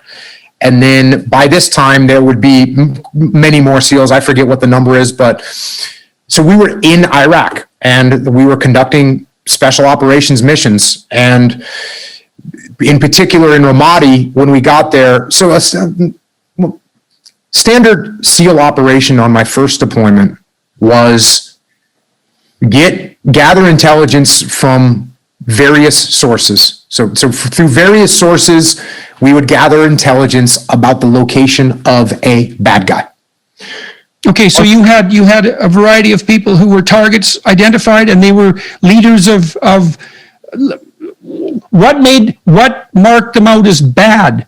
What were their characteristics? These are people, well, we want to talk about their psychological characteristics. No, I mean, you might not be able to do a better job than that. I can tell you what they were doing for a living was trying to kill Americans, trying to kill coalition forces, trying to kill other Iraqis, trying to create chaos and mayhem for the interim government in Iraq. These are... And were they generally leaders of a group that you would target, or are these people who were involved in the army on the other side, or put them in context? Yeah, so there's no, I mean, the Iraqi army is actually on our side. Right. So the Iraqi army is our friends, and that's who we're working alongside. And now early in the war, not so much, because the coalition forces made a decision to disband the entire Iraqi military. Right. Well, this is why I wondered if there were people on the military, to what degree there were people with military training that were facing you. Yes. So since that happened, a lot. And as a matter of fact, in the city of Ramadi, there used to be a massive Iraqi military base there. And so a bunch of former Iraqi military lived there. There was a whole area that was called there was an area called the officer housing. There was an area in Ramadi that was called the officer housing where Iraqi officers used to live. So, and I'm not nailing that name, but it's something like that. So yes, there was former Iraqi regime army people that were out there fighting. There was also foreign fighters. And so would they have their own little groups, their bands of people that were fighting with them? You were targeting leaders. I'm just wondering how people were selected. So the SEALs were after specific individuals, generally speaking? Yes. And here's what we figured out. If you only target the leaders, well, it's going to be a lot harder to catch them because they're laying low and they're moving around and they try and give misinformation about where they are and whatnot. So when we go out and grab, one of their lieutenants, grab one of their soldiers and find out where the lieutenant is, grab the lieutenant and find out where the leader is. So there would be these cell networks, these little networks, and maybe they're a mortar cell and they're dropping mortars, or they're a roadside bomb cell, and that's what they're doing. And so we would figure out who these bad guys were, and then through these various intelligence sources, we would find out a location. Maybe it was a mid-level guy, maybe it was a high-level guy, maybe it was a low-level guy. And then once we know their location, we're going to get them. So, what were the typical motivations of the people that you were pursuing? What were they fighting for? So there's a variety of motivations. Yeah. So some of the, if you're a frontline, guess what? If you're a 15-year-old kid with no money, guess what's a good motivator? Money. And these insurgents, the insurgents place say, to be. Yep, the insurgents say, hey, we'll give you $100 to go launch an RPG at the American base. So that's their motivation. End of story. The higher you get up the chain of command, the more you're going to start leaning towards legitimate jihadists that, now there's jihadists throughout the chain of command, don't get me wrong. And I mean hardcore jihadists. And I remember the first time I was in my first deployment, the first time I saw a legit hardcore jihadist, you can tell that this guy hated us. And it was very clear from the look on his face when we captured him, it was completely, he was filled with seething hatred. So there's jihadists throughout the chain of command, and that guy was like a mid. So the jihadist motivation was, well, by definition, in some sense, a religious motivation, but your experience of it was that it was primarily a visceral hate. And hatred for what, do you think? I mean, obviously you're an occupying force, let's say, and America is seen at least among the jihadists of that time as a truly satanic force, right. I suppose. I mean, what was your experience of what was motivating the hatred? Yeah, it's everything you just said. But I mean, you can trace it all the way back to the Israeli-Palestinian conflict. I mean, they're going to draw and view the West as evil, as the great Satan. Mm-hmm. And so that's what did you think at that point about the morality of the endeavor? I mean, because this is why I'm curious, and please do correct me. I'm sure I'm wrong about many of the things that I think, but it seems to me that the clearer your moral sense when you're engaged in a battle, the more likely you are, all things considered, to win, because part of you isn't going to be fighting against you. Right? And I mean, in any enterprise, it's like that. I find that if I'm involved in a project and I have reservations, then the part of me that has reservations, 20% of me, pushes against the other 80%, and then I'm only 60% as effective as I might be. And so whenever I engage in an enterprise, I try to walk through it ethically and see, well, am I actually committed to this? What qualms do I have? What doubts do I have? What resistances do I have? Because that's going to make me weak. And so when you go into battle, I presume it's the same thing, that you have to believe. I know they say that soldiers also fight very hard for the guy who's in the foxhole next to them. So there's that brotherhood camaraderie. But you go there as a representative of your country as well, your nation, and there has to be that ethical dimension to it. And so how did you guys deal with that? looking at what we're doing. And what's really interesting is, even though when you stare at it from a strategic perspective, when you say, oh, as a Western power, as this country, we're going in here, and we could argue all day long about whether that's a right call or a wrong call, whether that's morally correct or whether it's an immoral move. We could have arguments about that all day. Yes, well, they've been going on for 3,000 years in the Middle East, right? Right. Endless arguments about what's right. And here's what one of the nice benefits of being on the ground is, you get to see what's happening, what's actually happening. So what you see in Iraq when you're actually on the ground is, for instance, in Ramadi, what you see and what we saw is the Iraqi populace, who are a bunch of normal people that want to carry out their lives and raise their kids and run whatever business they're going to run. That's what they want to do. They actually want life, liberty, and the pursuit of happiness is what they want. That's a normal Iraqi family. When we would go to an Iraqi family's house, that's pretty much what you're dealing with. And amongst those normal people that just want to live their lives in peace, there are insurgents. And the insurgents want power, they want control, and they are willing to do anything to get it. And so when you see fathers beheaded and their heads left in the yard of a family because he had, he was working with a sheikh that had said things against Al-Qaeda, and now this guy is beheaded. There was a guy that was skinned alive.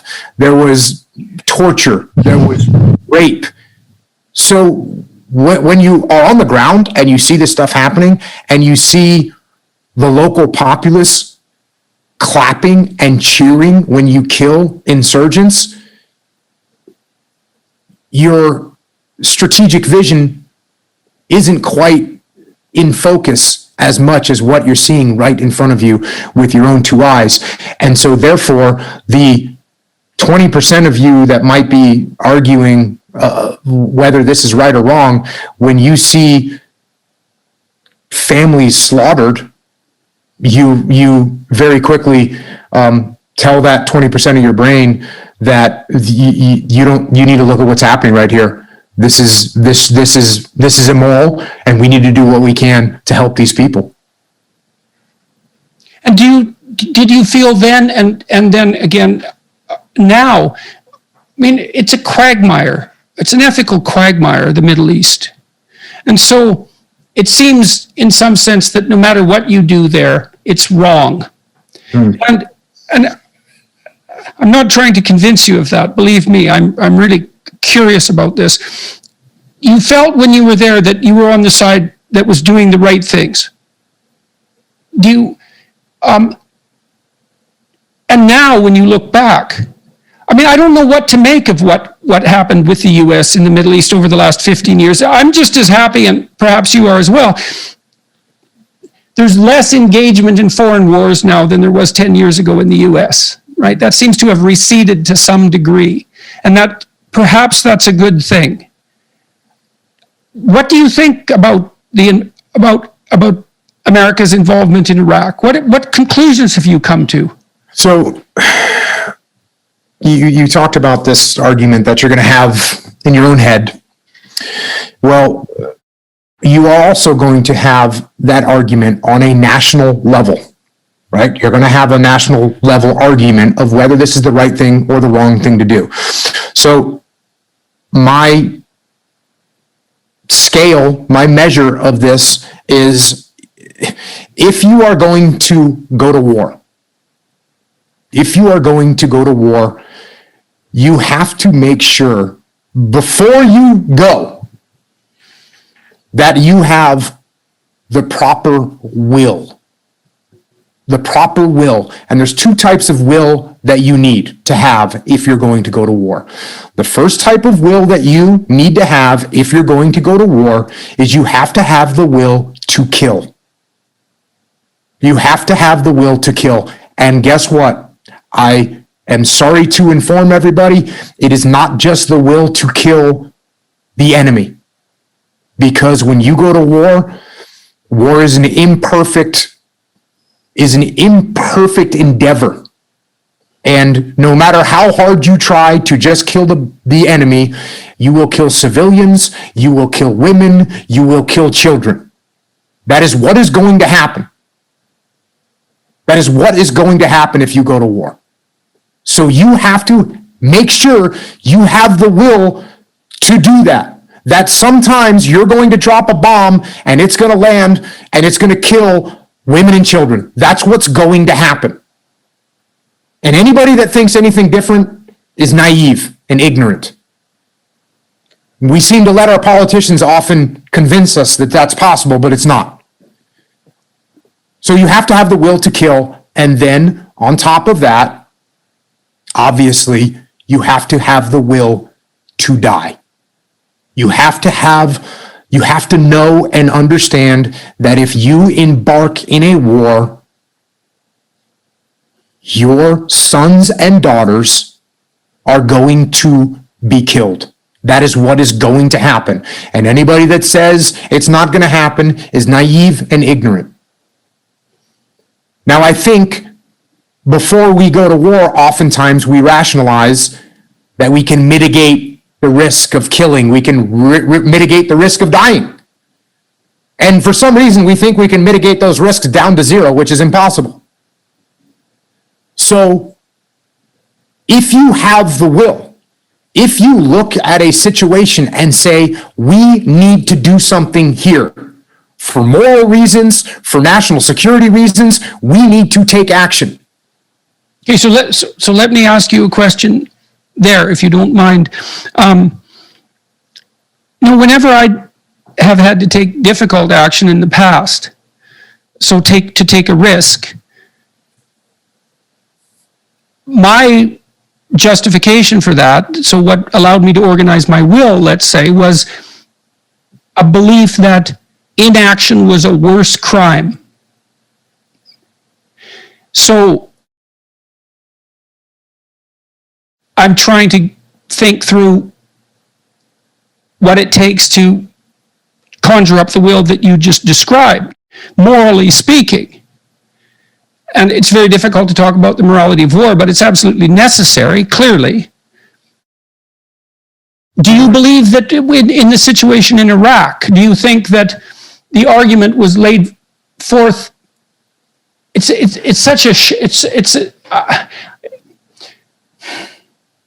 So there was a terrible attack on New York, 9/11, and the response was focused on Iraq. That's correct so far. Focused on Afghanistan immediately, and thereafter focused on Iraq, yes. All right. It was never obvious to me why the focus shifted to Iraq. Do you have any sense of why that was? I know that there was a lot of thought at the highest levels of the American government prior to 9/11 about Iraq. And so there was a plan that was already, in some sense, in place for Iraq. But it isn't obvious to me why attention was shifted towards Iraq in the aftermath, apart from the fact that that plan already existed. I think the shift came from, I'm trying to think of some kind of a metaphor here, but you've got some rats in the garage, and the rats have gnawed through some of the wiring, and so you go and you try and kill the rats in the garage, and you realize, this isn't the only place that these rats could be. There could also be some rats over here in the basement, and we have wires over there too. We better go handle that situation as well. You said that you were overwhelmed by the reality of the situation on the ground. My first deployment to Iraq, we worked with we just worked with SEALs. Basically, all the operations we did was just with SEALs. When we went back to Iraq in Ramadi, we were ordered to work with Iraqi soldiers. Now, the Iraqi soldiers were poorly trained, they were poorly equipped, they had low motivation, some of them were not very trustworthy, and we were going out into the worst battlefield on planet Earth at the time, and it was pretty hard to make sense of that order, right? Mm-hmm. But when I thought through the order, why is my senior leadership ordering me to do this? Well, the answer is quite clear. After I thought about it a little bit, hey, the reason that we have to do this is because we need to work with the Iraqi soldiers so that the Iraqi soldiers become proficient enough that they can handle the security in their own country. Of course, yes. Okay, so my senior leadership isn't telling me to do something because they want me to die or want my troops to get wounded and killed. They're telling me to do something because it's a strategic move where in hopefully 2 or 3 years, the Iraqi military will be at a level where they can handle security in their own country. Okay, got it. Okay, that's part one. Well, when we got ordered to work with Iraqi soldiers, it wasn't just my SEAL task unit, it was everyone. All coalition forces, all American Army and Marine Corps was getting told, you'll work with Iraqi forces. And everyone kind of had that nervous feeling, right? Hold on a second. You want me to have this person that has a rusty AK-47 and a pair of sandals? You want that person to support me out on the battlefield? That doesn't make any sense. And so what the American forces did was when they were ordered to take Iraqi soldiers with them on an operation, and they would go out with a platoon of 40 Americans and they would take 2 Iraqis with them. Because they were told to take Iraqis, plural, so that means 2, that's what we're going to do, and they'd leave them in the Humvee and they'd go conduct their operations. Well, senior leadership got wind of this, and this obviously is not in the spirit of what we were being told to do. You're not going to get a nation's army trained up by taking 2 soldiers out. So the next thing the leadership said was, okay, here's the new order. For every 1 American that you bring out, you have to have 7 Iraqi soldiers with you. So they imposed a ratio on us. Now, Ramadi at this time was a complete war zone. Other parts of Iraq were actually somewhat pacified. And in many of those pacified areas, that order actually made sense. The Iraqis in some area, the Iraqi soldiers in some areas were actually capable of conducting decent operations with very little American oversight. And the level of violence in those areas wasn't that bad, so it was okay. Well, in Ramadi, it didn't make any sense whatsoever. So I'm being ordered to take 1 SEAL for every 7 Iraqi soldiers. Well, first of all, because of the fighting was so bad in Ramadi, many of the Iraqi units only had 10 or 15 or 20 people in their platoon. So if I was going to send out SEALs, I would only be able to send out 2 SEALs with 15 Iraqi soldiers. So now which 2 SEALs am I going to send? Am I going to send the medic? Well, I want to send a medic for sure, but guess what? I also need to send a machine gunner in case we get into a firefight.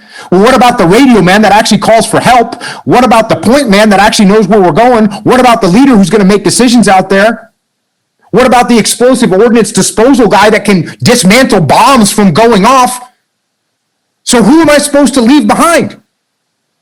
It doesn't make any sense. The danger to the troops is so much higher in that situation. So what did I do? Did I say, hey, that's what I'm being ordered to do? No.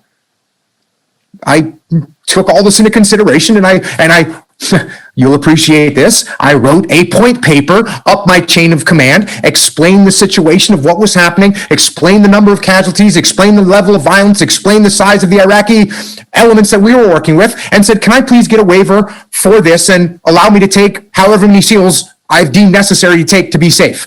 And my chain of command read it and said, yeah, sure, Jocko, do whatever you want to do. Thank you. So that's okay. So what you're telling me is that you take what you're told to do, and you take what you know to be the case on the ground, and you try to do you try to take both of them into account as much as possible, while you're also shunting information back up the hierarchy, hopefully to modify their decisions, the decisions they're making that aren't in accordance with the reality on the ground. Right.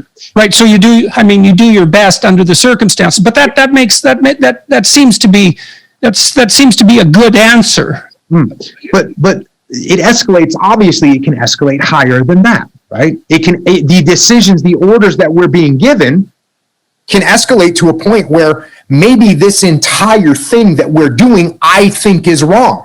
Right. Okay, so now we get into a situation where, and the reason that I have to explain all these other things is because it happens very rarely. It happens very rarely that, someone in the military is looking at a decision that's being made on a big scale and says, I think this is totally and completely wrong. Now, I will tell you, and I wrote about this in my last leadership book, Leadership Strategy and Tactics.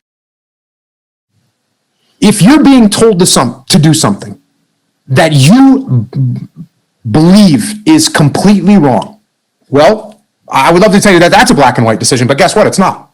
Even that's not a black and white decision, because, Jordan, if you order me to go and assault a machine gun nest that's on a hill with my squad, and I know that this is a machine gun nest in a bunkered position, in an elevated position with interlocking fields of fire, and if we go up that hill, we're all going to die. And I look at you and say, hey, boss, I don't think that's a good call. They're elevated, they're bunkered, they're interlocking. This doesn't make any sense. And you go, no, Jocko, shut up and do it. And I said, no, I'm telling you, Jordan, this isn't a good idea. And you say, no, shut up and do it. Now, here's my decision point. If I say, you know what, I will not do it. I will not do it. You know what you do? You go, cool, Jocko, you're fired, and you get your yes man come over, and your yes man comes in and you say, go assault that machine gun nest, and he takes the squad up and he gets everybody killed. So I surrendered my influence when I drew that line in the sand and said no. And you doomed other people to death. And I doomed other people to death. Now, My boss orders me, you order me, and I say, okay, boss, got it. You definitely want me to do this. There's no way out. Yes, you definitely got to do it. Okay. All right, guys, here's what's happening. We're going to get into a cover position. We're going to start maneuvering towards this thing. We're going to see what kind of fire we receive. If we start receiving overwhelming fire, I'm going to lock some of you guys in that position, and I'm going to send another squad over to the flank, and we're going to take out this machine gun nest from another angle, or I'm going to hunker down in that position, and we're going to call for air support. So you're actually decomposing the process then into micro elements, and then testing the micro elements. Then you can report back with that information. Yes. Right. Very smart. We have to be very careful. So when you talk about, I don't think we should go into Iraq. I don't think we should go. Okay, so what am I going to do? Hey, I don't think we should go. Now, are there times where that might be the right decision? There are some times like that, where maybe I think that me as a senior leader standing up and saying no to my boss is going to make, Jordan suddenly looks at me and goes, wait a second, Jocko's always been a good guy. And now he's sitting here telling me, no, he's really serious about it. Maybe I'm not seeing something. Maybe I can get you to rethink your position. That's a risky move, though. It's always a risky move to kind of draw a line in the sand or make kind of an ultimatum, because when you use up your capital, you burn your leadership capital. It's even worse than that. You just completely surrender your leadership capital. You don't even use it. You obliterate it. It's gone. You have no more influence. You're done. So we have to think very long and hard about those things. And so if I was never put in a position like where I thought that what we were doing as a country was wrong. I'll tell you, actually, probably the closest I've come to that was, I think it was 1993. The massacre was unfolding in Rwanda. There was the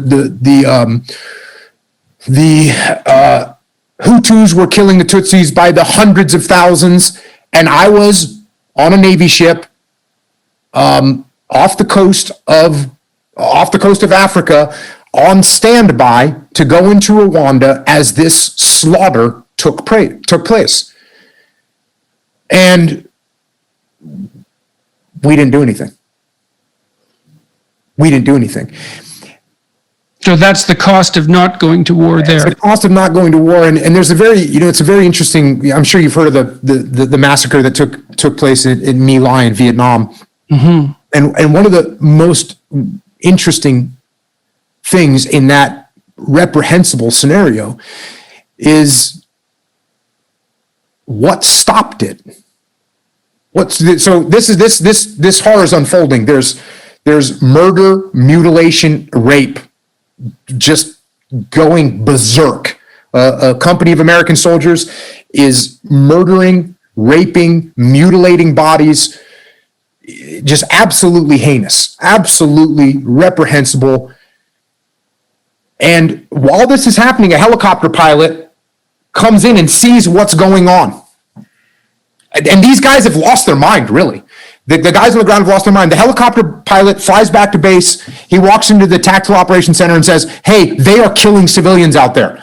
The commanding officer gets on the phone and says, hey, stop killing people. And they stopped immediately. They stopped immediately. That's what tells you how important leadership is.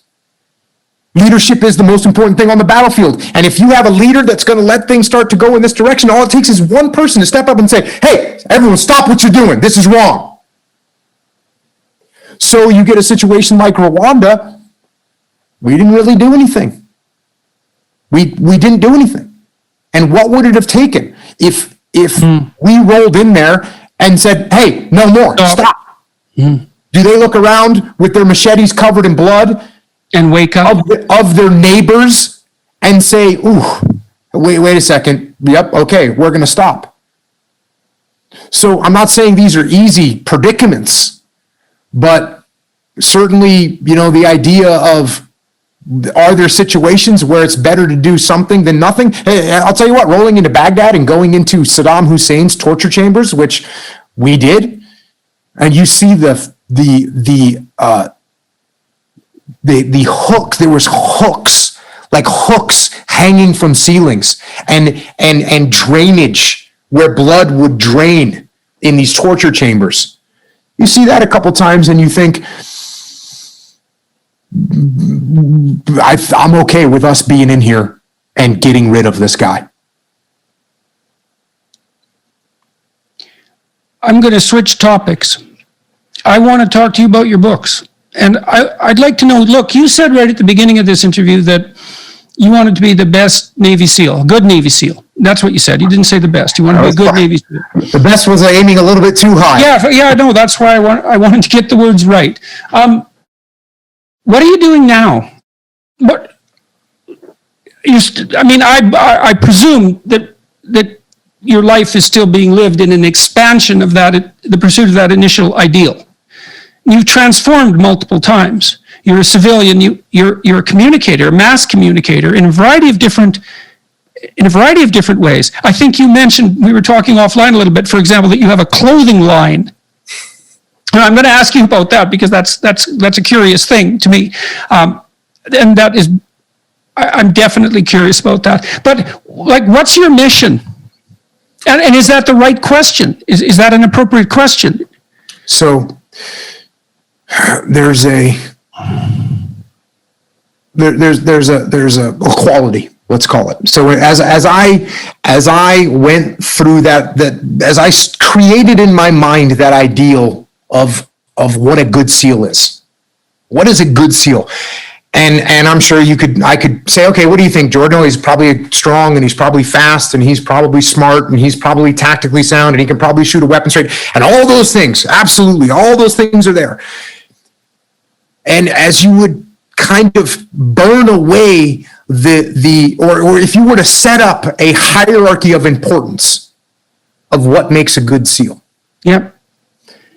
You might think that some people would think, oh, well, it's probably being the best shot, or it's probably being the strongest, or it's probably being really good in the water. All those things, all those skills that you think it might be. And you could talk to different SEALs and they would all kind of, some guy would say it's running, some guy would say it's strong, some guy would say it's the best shot, whatever, best tactician.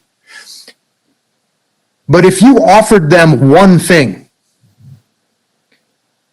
99.9% of SEALs would agree on what makes you a good SEAL. And that is, you look out for your teammates. You put your team above yourself.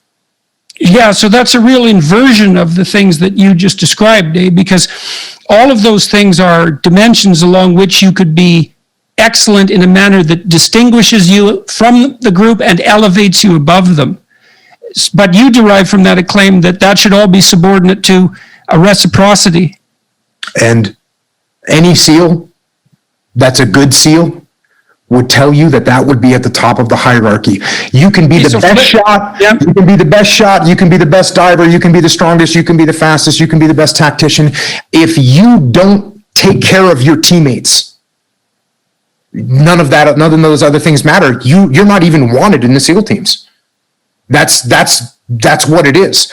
So, well, do you think that seems to me to be true for functional organizations in general? Is that, and certainly the people I've seen, this is part of the reason why casual critiques of hierarchies annoy me so much, because the people I've seen who are radically successful don't get there from power.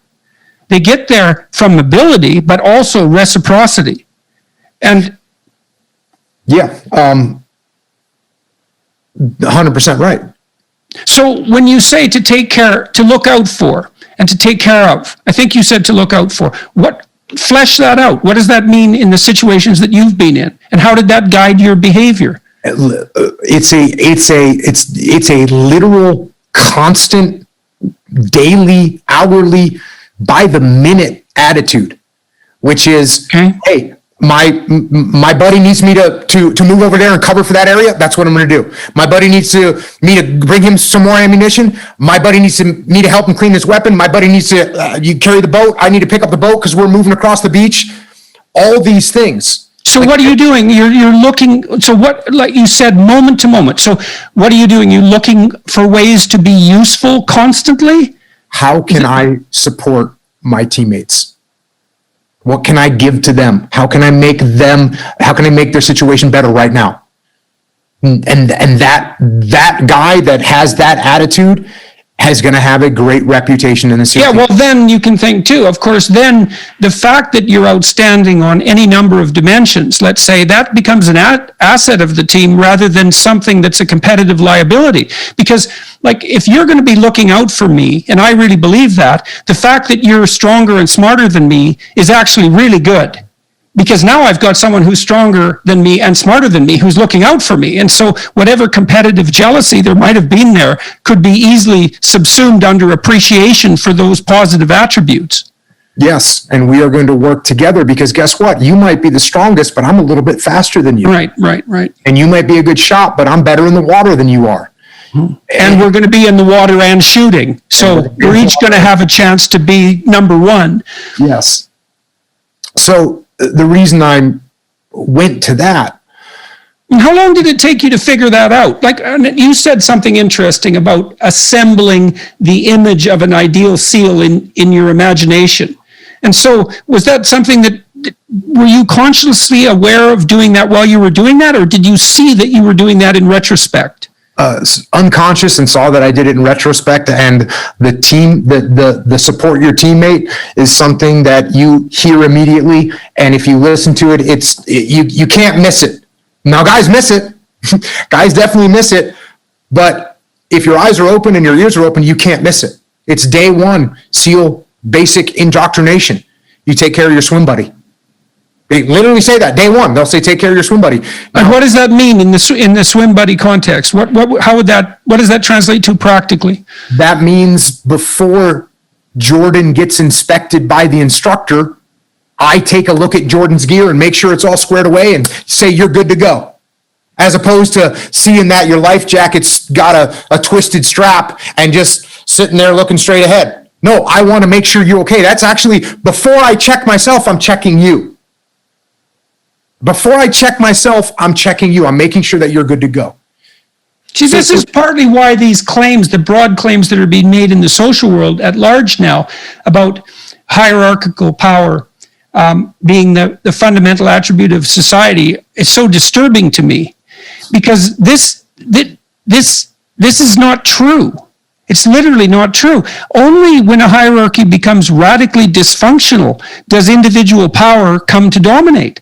The rest of the time, it's something like what you're saying, is that, and that's, and and that's true. Capitalism has a bad rap, let's say, morally because of its selfishness. But the functional organizations that I've seen that are business organizations, if the people in there aren't motivated by the ethos that you're describing, no one bloody well wants to work with them. No one wants to buy their material. No one wants to partner with them across time. They don't even want to go golfing with them. So it's just not. It's so not true. It's completely not true. And that's the essence of the books that I've written about leadership, is that story over and over again. I had a SEAL platoon commander that operated via power, his authority and his power. That's how he operated. We did what he told us because he told us to do it, because he was the highest ranking guy, and you better be quiet and listen to me, and it's going to be my plan, and you all better just shut up and get on board with it. And we had a mutiny. We had a mutiny in that SEAL platoon where we went to his boss and said, we're not working with this guy. And he actually ended up getting fired. So everything you just said. Right, that's exactly right. Look, there's no stable organization. No organization can run stably across time if its predicate of operation is raw power. And the reason for that at some point is that the people who are being tyrannized are going to band together and say, no, we're not going to do this. We're going to take you out. Mm-hmm. And so if you don't want to be taken out, you can't exercise tyrannical power. It's the intrinsic weakness of tyranny. And to confuse functional and competent organizations with tyranny is also to make a mockery of the fact that this cooperative ethos is actually the dominating principle if the organization is functioning properly. Yeah, and as I pointed out, I actually lived through that, and I lived through the other end of the spectrum too. When that platoon commander got fired, the platoon commander that took his place was very humble, listened, had an open mind, gave us ownership, told us to come up with a plan, and we loved that guy, and that's the guy that I try to emulate to this day. And we would have followed that guy anywhere. And it's precisely right. And so that's not power. That's not power. It's precisely because he didn't use his tyrannical power to drive us to do what he wanted us to do. Look, whenever I've been in a situation and wanted to get the best out of the people that are working under me or with me for that matter, I cede as much responsibility and authority to them as possible, partly because one of my predicates of operation is that if I'm going to engage in an enterprise with you and I have to tell you what to do, or if I told you what to do, you would do a better job, I should find a different person. All that is indication that I chose the wrong person. If you're the right person, I'm going to grant you as much autonomy as possible, partly because then you get to have your own domain, partly then because you're self-sufficient, partly because you do better, but even more so because then you're fully committed to the task. And I don't believe that anybody occupies a position of leadership for long who doesn't know those things. And they're certainly not effective if they don't know them. No, they're not. And I talk to leaders all day, every day, in every possible industry that you can think of. And it's, one of the things that I end up saying a lot to leaders is, if you're working for me, Jordan, and you come to me with a plan of how you want to execute a project or an operation or a task, my goal is that we're going to use your idea. That's my goal. My goal is that whatever you present to me, if it's going to get the job done, we're good. We're going with it. Then at least the person can learn from what they're doing and be better the next time, right? If it's minimally viable, why not let them run it? Yep. Sometimes it's an emergency and you can't do that, but... Yeah. And by the way, if there's urgency and I can't do that, okay, by this time, you and I have built up enough trust that you know that if I say, hey, we need to go over there right now, you go, yep, got it. Right. And so we do get into situations like that happens. Right, and that's something you don't want to do too often because just as we discussed earlier, you burn up your leadership credibility by doing that. Mm-hmm. So you can use power if you're a leader, but judiciously and seldom, and you need a good rationale, and people have to trust you. And so that's the other issue is that we could think about the preconditions for trust, because if the organization isn't running on trust, then everybody's at each other's throat constantly, and all there is backbiting and confusion. And so to trust means I have to, what would I say? I have to have faith in your motives. And I have to see that you're doing your best to align your motives with mine. And I have to believe that that's genuine, because otherwise the enterprise isn't going to succeed, given all the other things it's going to have to face. Yeah, it's another, you bring up the term alignment, and when I work with companies, sometimes we'll start talking about alignment. And quite frankly, in most cases, vast majority of cases, if you and I are at a company, if we go high enough up what I call the ladder of alignment, if we go high enough up that ladder, we'll get to a point where we're going to be aligned, because look, Definitely. We're trying to take care of our team. We're trying to provide a good service to our clients, and we're trying to be profitable. And if that's what we're trying to do, and 99.9% of the times, the companies that I work with, I have to talk them through this, but I can say we can get to a point where we are aligned. Now, what alignment has like a cousin or maybe a step cousin called agenda. Where you've got your agenda over here and I've got my agenda over here, and you're trying to get more funds for your department, and I'm trying to get more funds for my department. And so we can sometimes it can feel like our agendas, we're not aligned. Yeah. Now, oftentimes I say, look, if Jordan's agenda is to get more funding for his department so he can invest more and make more money for the team, his agenda is aligned, and that's great. I have no problem with your agenda. It's when you're trying to create your own fiefdom because you're going to leave the company and you're going to go do something else, and I start to sense that. And whenever all that's going on underground and no one's really talking about it. Right. When I get a company where they can't come to an agreement about something, they cannot. So we walk them up the alignment ladder, and all of a sudden you realize, oh, wait a second. This person's just trying to make money, and this person really wants to take care of the team. Now, I'll tell you, I'll take them further up the alignment ladder and say, listen, if you really want to make money and you want to take care of the team, guess what? If you have a good team that you take care of, you're going to make more money. Yeah. So you can get aligned, unless people are starting to take care of themselves instead of take care of the team, which goes back to what we were just talking about. Which is also extremely short-sighted in my estimation, because for a bunch of reasons, I line some of this out in this new book. I realized a long time ago that there isn't much difference. There might be no difference, actually, technically speaking, in taking care of yourself and in taking care of other people. And here's the reason. So you might say, well, I'm one person and everyone else is a group of people, and so there's that competition between me as one person and what this one person wants and the group. But that's not true, because I'm actually a group. And the reason I'm a group is, well, there's me today, but there's me over the next week, and there's me over the next month, and then there's me over the next year, and over the next 5 years, and over the next 10 years. And the me that exists right now can't betray the me that's going to exist next week by doing something short-sighted and impulsive that will, produce a burst of impulsive pleasure, but will compromise the future. And so if I'm taking myself into account seriously, which I'm an entity that has multiple incarnations, let's say, across very large spans of time, then I immediately have a community that I have to serve. I have to serve the 80-year-old person that I'm going to become. And the difference between that and serving 80-year-old people in the community is negligible. It's the same thing. So if I'm taking care of someone in a senior's home, for example, the difference between that and how I'm going to be taken care of when I'm 80 is negligible. And so there's no way out of the ethical demand of serving the group, even if your selfishness is of the most enlightened kind.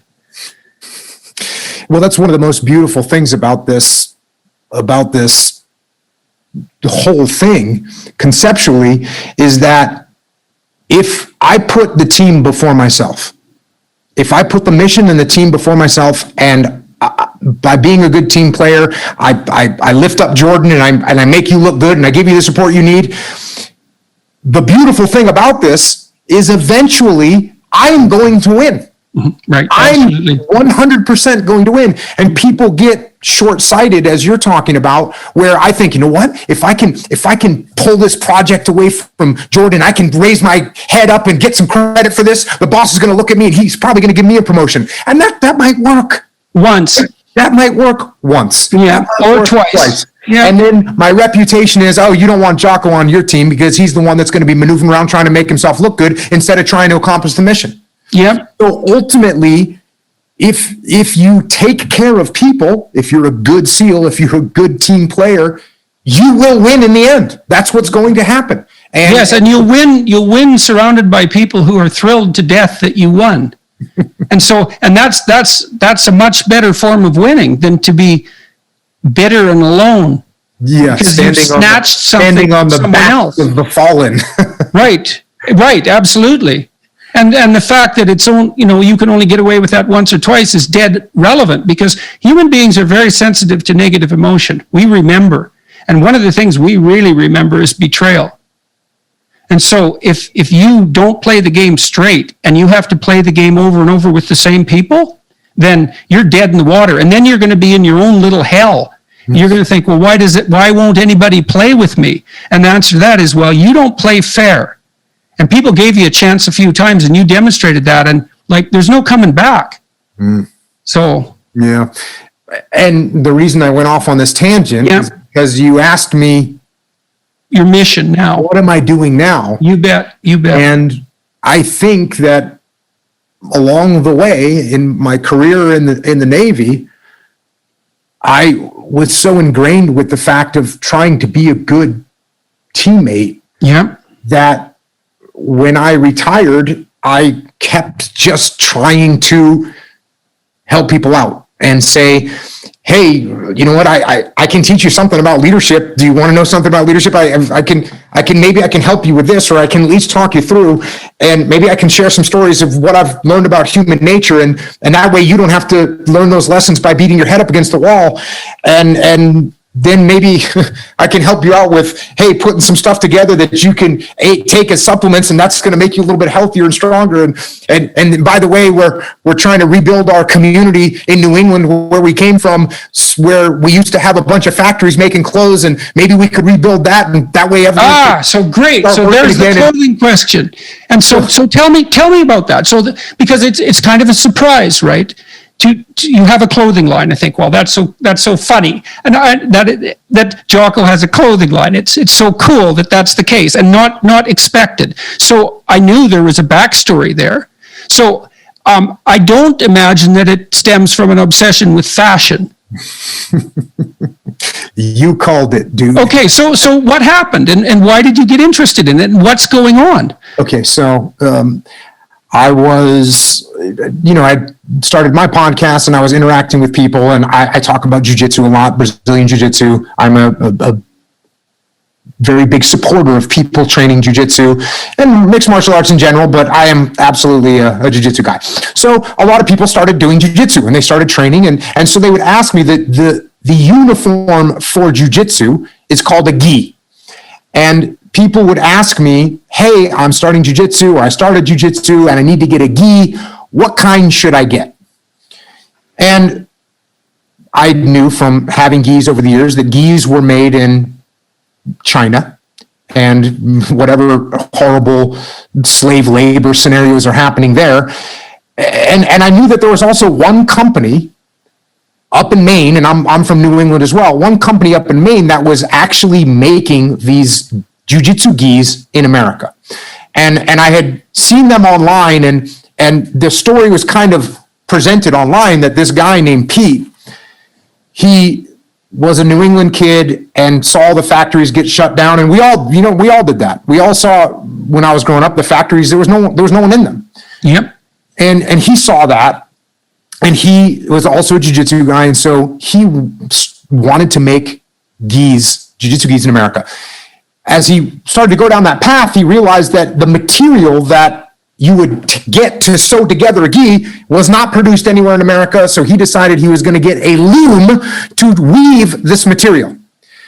And he starts asking around and poking around and eventually finds that in a 500,000 square foot abandoned factory in Lewiston, Maine, there is one loom that hadn't been shipped overseas. And the woman that kind of owned it was planning to one day put that loom in a museum. And he said, I'll buy it from you. And so he bought this massive loom. You know, it's as big as a couple beds put together, weighs thousands and thousands of pounds. And he gets some of his buddies and they go and drag this loom out of this factory and they take it apart. Yeah, what a cool find, eh? Yeah. What a remarkable piece of equipment. Completely remarkable. And he finds he finds people that knew about these things, find some old timers. There was a guy named Lenny who's since died, but he used to work on looms. And he hired him and said, he says, what do you want to do? He said, we got to make this thing work. So he starts weaving this material, gets this thing up and running. So one day, and I'm following the story. I've been following that story for 3 or 4 years. And I'd actually reached out to him and said, hey man, I know you're up in Maine. I'm from up there.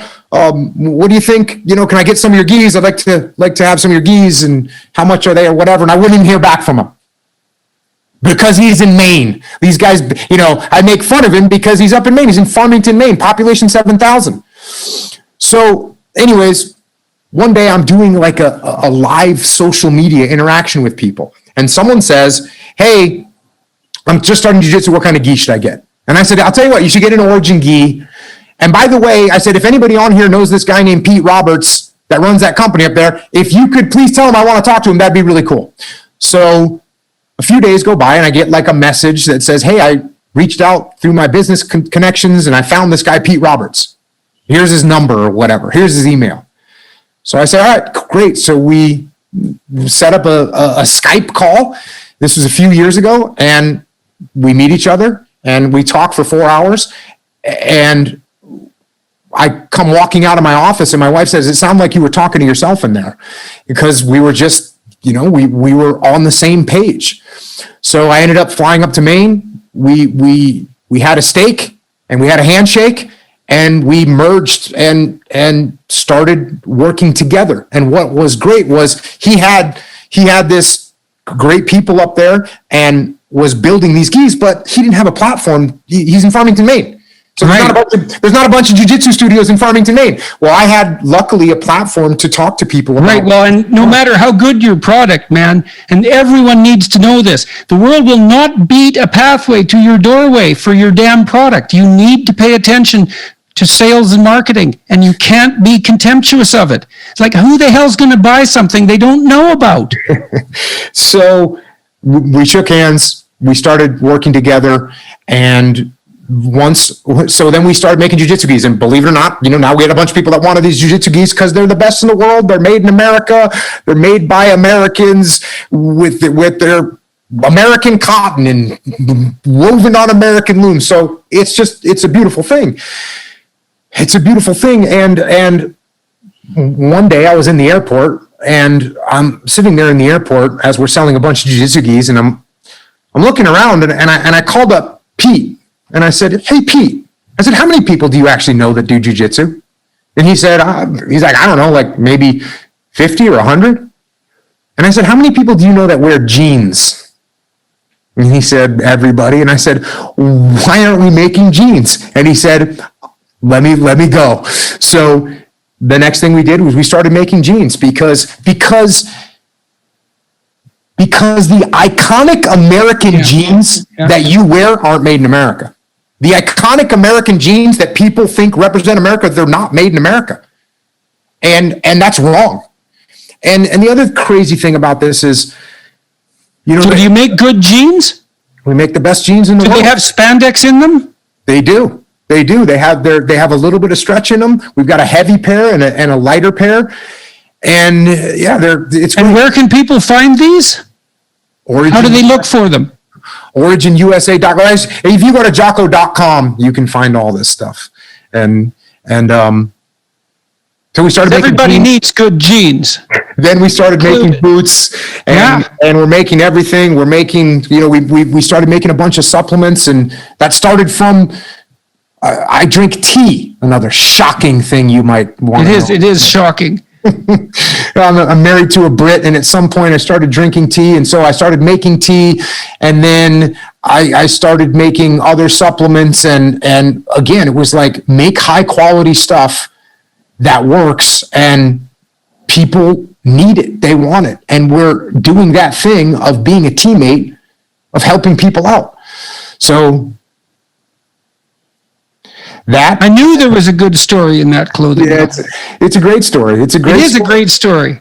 Yeah. Absolutely. If you've ever seen I don't know, maybe you could help me with my personality. You know what I like about that too? I've learned something in the last while. Like I noticed very much that people allow a casual and unconscious contempt to stop them from, to elevate the status of what they're doing, I would say, but also to allow them the luxury of not having to consider the importance of all the things they're not doing. Now, and that stops them from taking opportunities. So, I was watching this show last night. It was The Devil Wears Prada, and it was about the fashion industry and this girl who starts... You instantly thought of me? Absolutely. I thought, that's right, the Jocko fashion special. But this girl, she has contempt for the fashion industry, and that's portrayed as a moral virtue. And I wasn't on her side to begin with. I thought, no, there's probably something to this. And what you should do is shut up and learn about it before you criticize it. But it's more comfortable in some sense to have contempt for things. And it's so interesting to talk to you about your clothing line. You saw opportunity there in all sorts of ways. And it fitted into this context of, let's say, of being of broader service. And because you didn't have contempt for it at all, at any level, for the machinery, for the manufacturing, for the fact of making clothing, for having your name associated with that, for all of that, then it enables you to see an opportunity there and to do something immediately, and then to make an enterprise grow and work. And so that's another thing, is that casual contempt for what you can't do. That's a real ethical mistake. Yeah, that one will definitely... I see among academics, there's always contempt for businessmen. And the immorality of the capitalist enterprise. And then I see among businessmen, contempt for intellectualism in the ivory tower. And I think that's not doing either of you guys much good, because you both have something to bring to the table in a real sense. And some appreciation for what the other one knows that you don't is well worth everyone's attempt. And then everybody gets to win too. It's like, well, great, man, you've got this business enterprise, more power to you. And then you can say too, well, great, you teach all these people and you have this advanced learning, and isn't the world better because we can both bring that to the table? No need for that envy, not at all. It just contaminates things. Yeah, unless you let your ego slide in there. And you start to think, well, I studied so hard, and yet I'm only making whatever I'm making as a... Yeah, well, that's a huge... Look, it's a huge part of the culture war, I believe, is that there's a tremendous resentment in the university about the fact that high-level intellectual endeavor doesn't attract disproportionate salary when other occupations do. But it certainly has no shortage of other rewards. Absolute job security being one of them, and freedom for that matter. So anyways. Yeah. I've been surprised that there's all this talk in America right now about the divisiveness in America. And I've been surprised that the ego hasn't come up more often, because... You mean as a topic? As a causal effect. Okay, sure. Yeah. Of the fact that, I go to have a conversation with someone and I just think that I'm right. I think that my viewpoints are right and your viewpoints are wrong. And worse, not just wrong, contemptible. Exactly. That's like the ultimate expression of wrong, right? They're beneath my consideration. Right. Yeah, and that's not good. That's definitely not good. How do I listen to anything that you say? How do I find any common ground with you if I think that what you think is contemptible? And so therefore we can't have a conversation. If we don't have a conversation, we can't find any mutual ground. And that means we can't find solutions to the problems that we're facing. And it means when push comes to shove, we have to fight. Yes, it does. Yeah. Mm-hmm. I'm here to tell you that's not a good option. That's a good place to stop. Fair enough. That was great, man. Thank you. Appreciate it. I loved it. Well, thank you. Appreciate it. Yeah. So it's good to see you. It's good to see you too. And it's so nice to see that all of what you're talking about is finding its audience. I like the kids' books too. We never talked about them. Oh yeah, the kids' books. I feel like there's no better gratification for me than the handwritten letters, the emails that I get, but mostly the handwritten letters from kids that are 6, 7, 8, 9 years old. Just did my first pull-up, got an A on my math test. Isn't that cool? It's Christ, yes. Man, how could you have anything better than that, to know that you were part of that? So tell me about that. Maybe we'll stop with that. Tell me about that.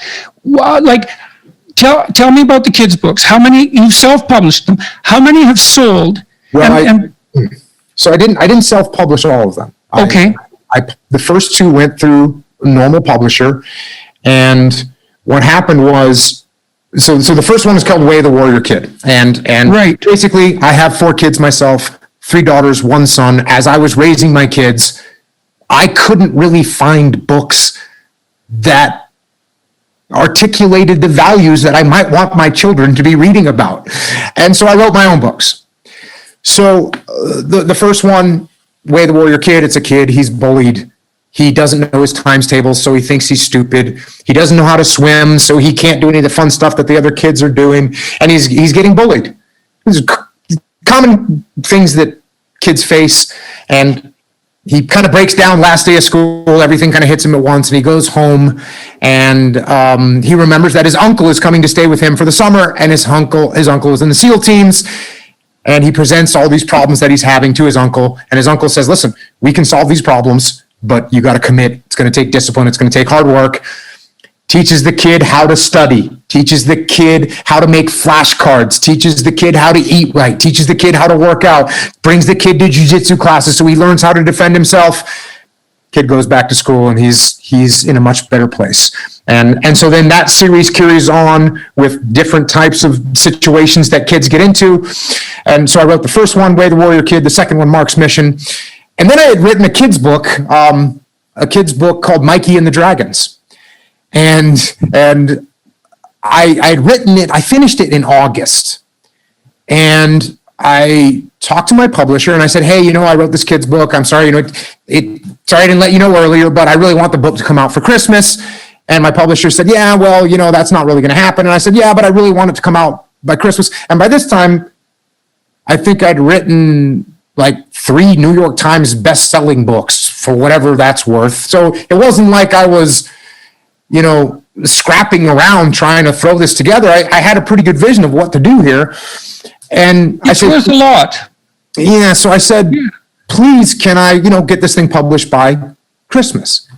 And they said there's no scenario where this book gets published by Christmas.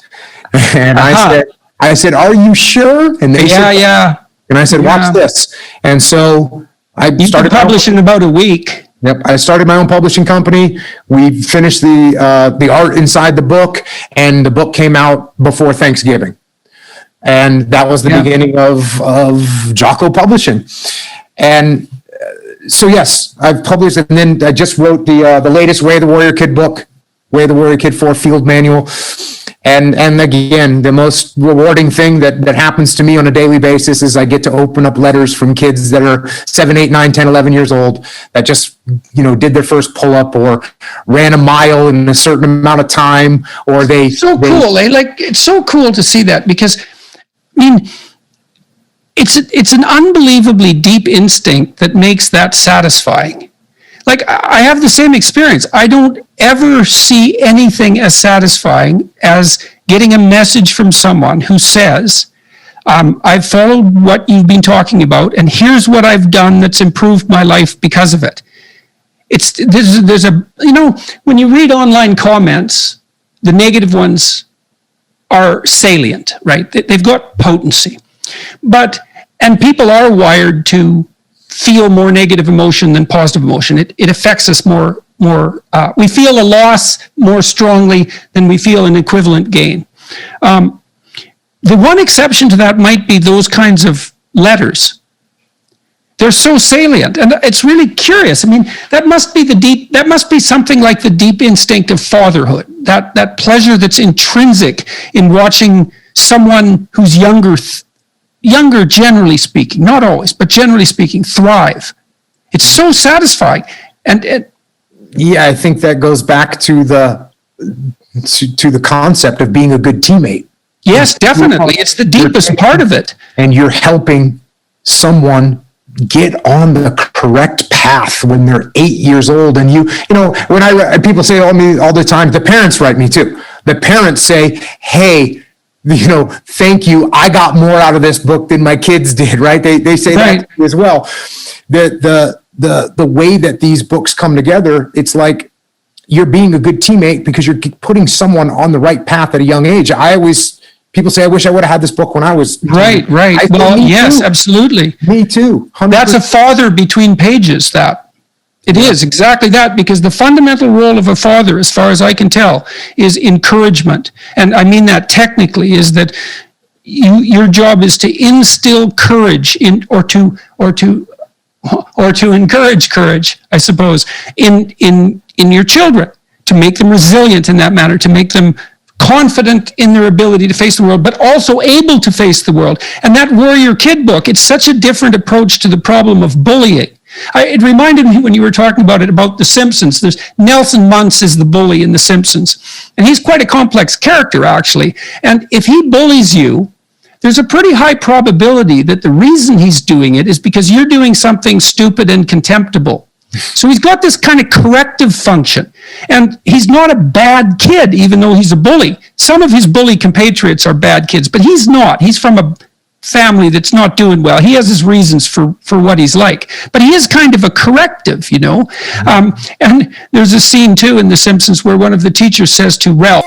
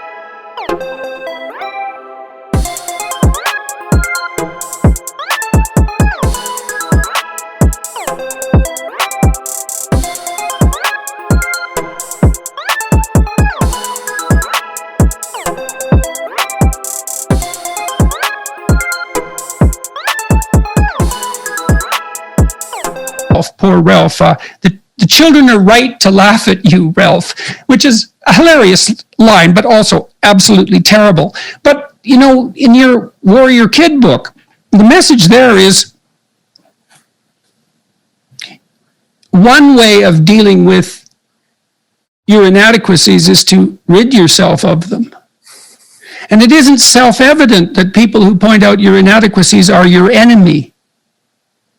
Now, that doesn't mean that bullies can't exploit, and it doesn't mean that bullying isn't reprehensible. But by the same token, a critic who points out a weakness has actually offered you a pathway to development, a true pathway to development. So, and your attitude to the kid was, look, kid, no one's going to laugh at you if you're the best swimmer, or maybe you don't even have to be the best, but you could swim. You could be stronger, you could elevate yourself. Yeah, it's it's so fun to write these books because I got to experience it. And, I always tell people say, "Oh, did you get bullied?" Because I'm a bigger guy now. I was like, "Oh, when you're 10, you get bullied by 11-year-olds. That's the way. Right, exactly. There's always going to be somebody that's bigger than you." In the second book, the bully is like a psychological bully. His name is Nathan James.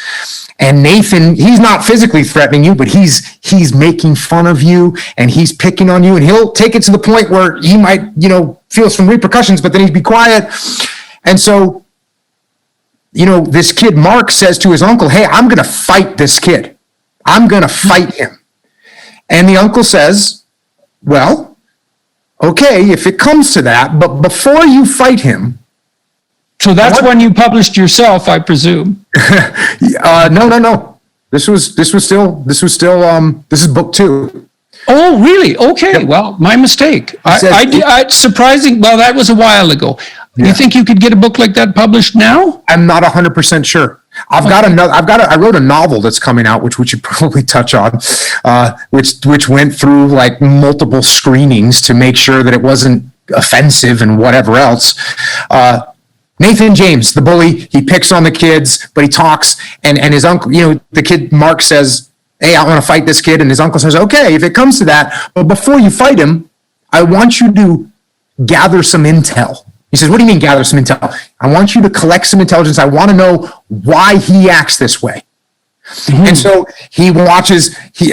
Mark watches this kid, Nathan James, for a couple of days, and he goes back and reports to his uncle, "This kid, he doesn't eat healthy. He eats potato chips, half a bag of potato chips. He's dirty. He doesn't change his clothes. His socks don't match. He's got holes in his jeans. He's a slob, totally lacks discipline. I think I should fight him." And then he says, "Well, why do you think he's like that?" Mm-hmm. You need to do further intel, and I'm sure you can see where this is going. Mm-hmm. Eventually follows him and realizes the kid is kind of on his own. And the reason he has a half a bag of potato chips, is because his mom's not home at night and there's no dad to be found, and we don't even know what's going on, but he lives in some apartment building above a auto repair shop, and maybe his jeans wears the same jeans every day because that's the only pair he's got. And so instead of fighting this kid, maybe you should try and help him. Mm-hmm. And that's where that goes. So yeah, this other novel that I wrote, which is coming out in the fall, is it's definitely going to be interesting what the critics say about it. I'm looking forward to it. I'm looking forward to their assessment. It's about two brothers. One brother is kind of a handsome, kind of street smart kid, smart, good looking. The other brother is got some kind of a unidentified disorder, mental handicap, and basically is an autistic guy. And he's obsessed with washing machines. And he works at a laundromat. And,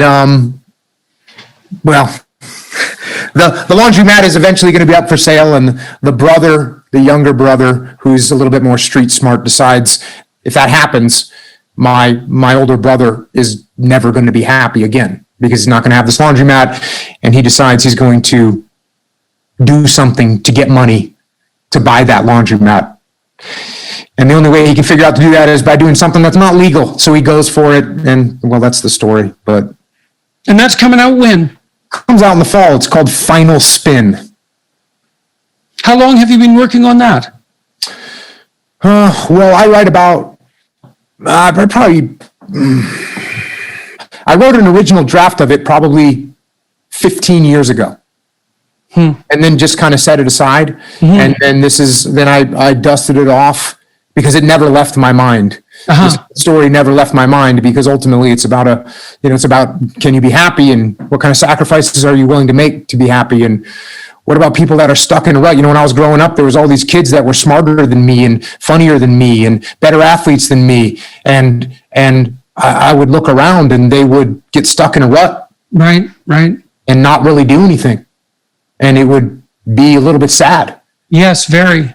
And, I was lucky enough, like you said, I joined the Navy and all of a sudden had a goal and had an aim and wanted to be a good SEAL. And that was enough to kind of put me in the right direction. Yeah. So what's next? Where do you want to take this? What's your ambition? You're teaching people, you're communicating with them on a very broad level. That's where do you see this going if it went where you want it to go? The ambition, the goal is to help more people. Help more kids become more confident, help more leaders do a better job of leading their teams, help people be on a better path in their life, healthier and doing productive things in the world. That's, I think, the best thing I can do right now at this point. Yeah, well, that just seems like, generally speaking, that just seems like the best. I think, well, once it isn't clear why you would be motivated to do anything else. It's like that actually is the best thing. You talked about these letters. It's like, well, what could you do that would be better than that? I mean, if you were as greedy as you could possibly be, you can't get better than that. So it's so rewarding. So yeah, and again, the biggest reward is when you get a letter from somebody that decided they weren't going to kill themselves. Yeah, right. Because they heard you talking on the podcast, or they read the book Discipline Equals Freedom, and they said, wait a second, I'm trapped. Why am I trapped? I'm trapped because I'm blaming other people. I'm trapped because I'm not sticking to the things that I know I should do. Right. And they get on the right path, and they always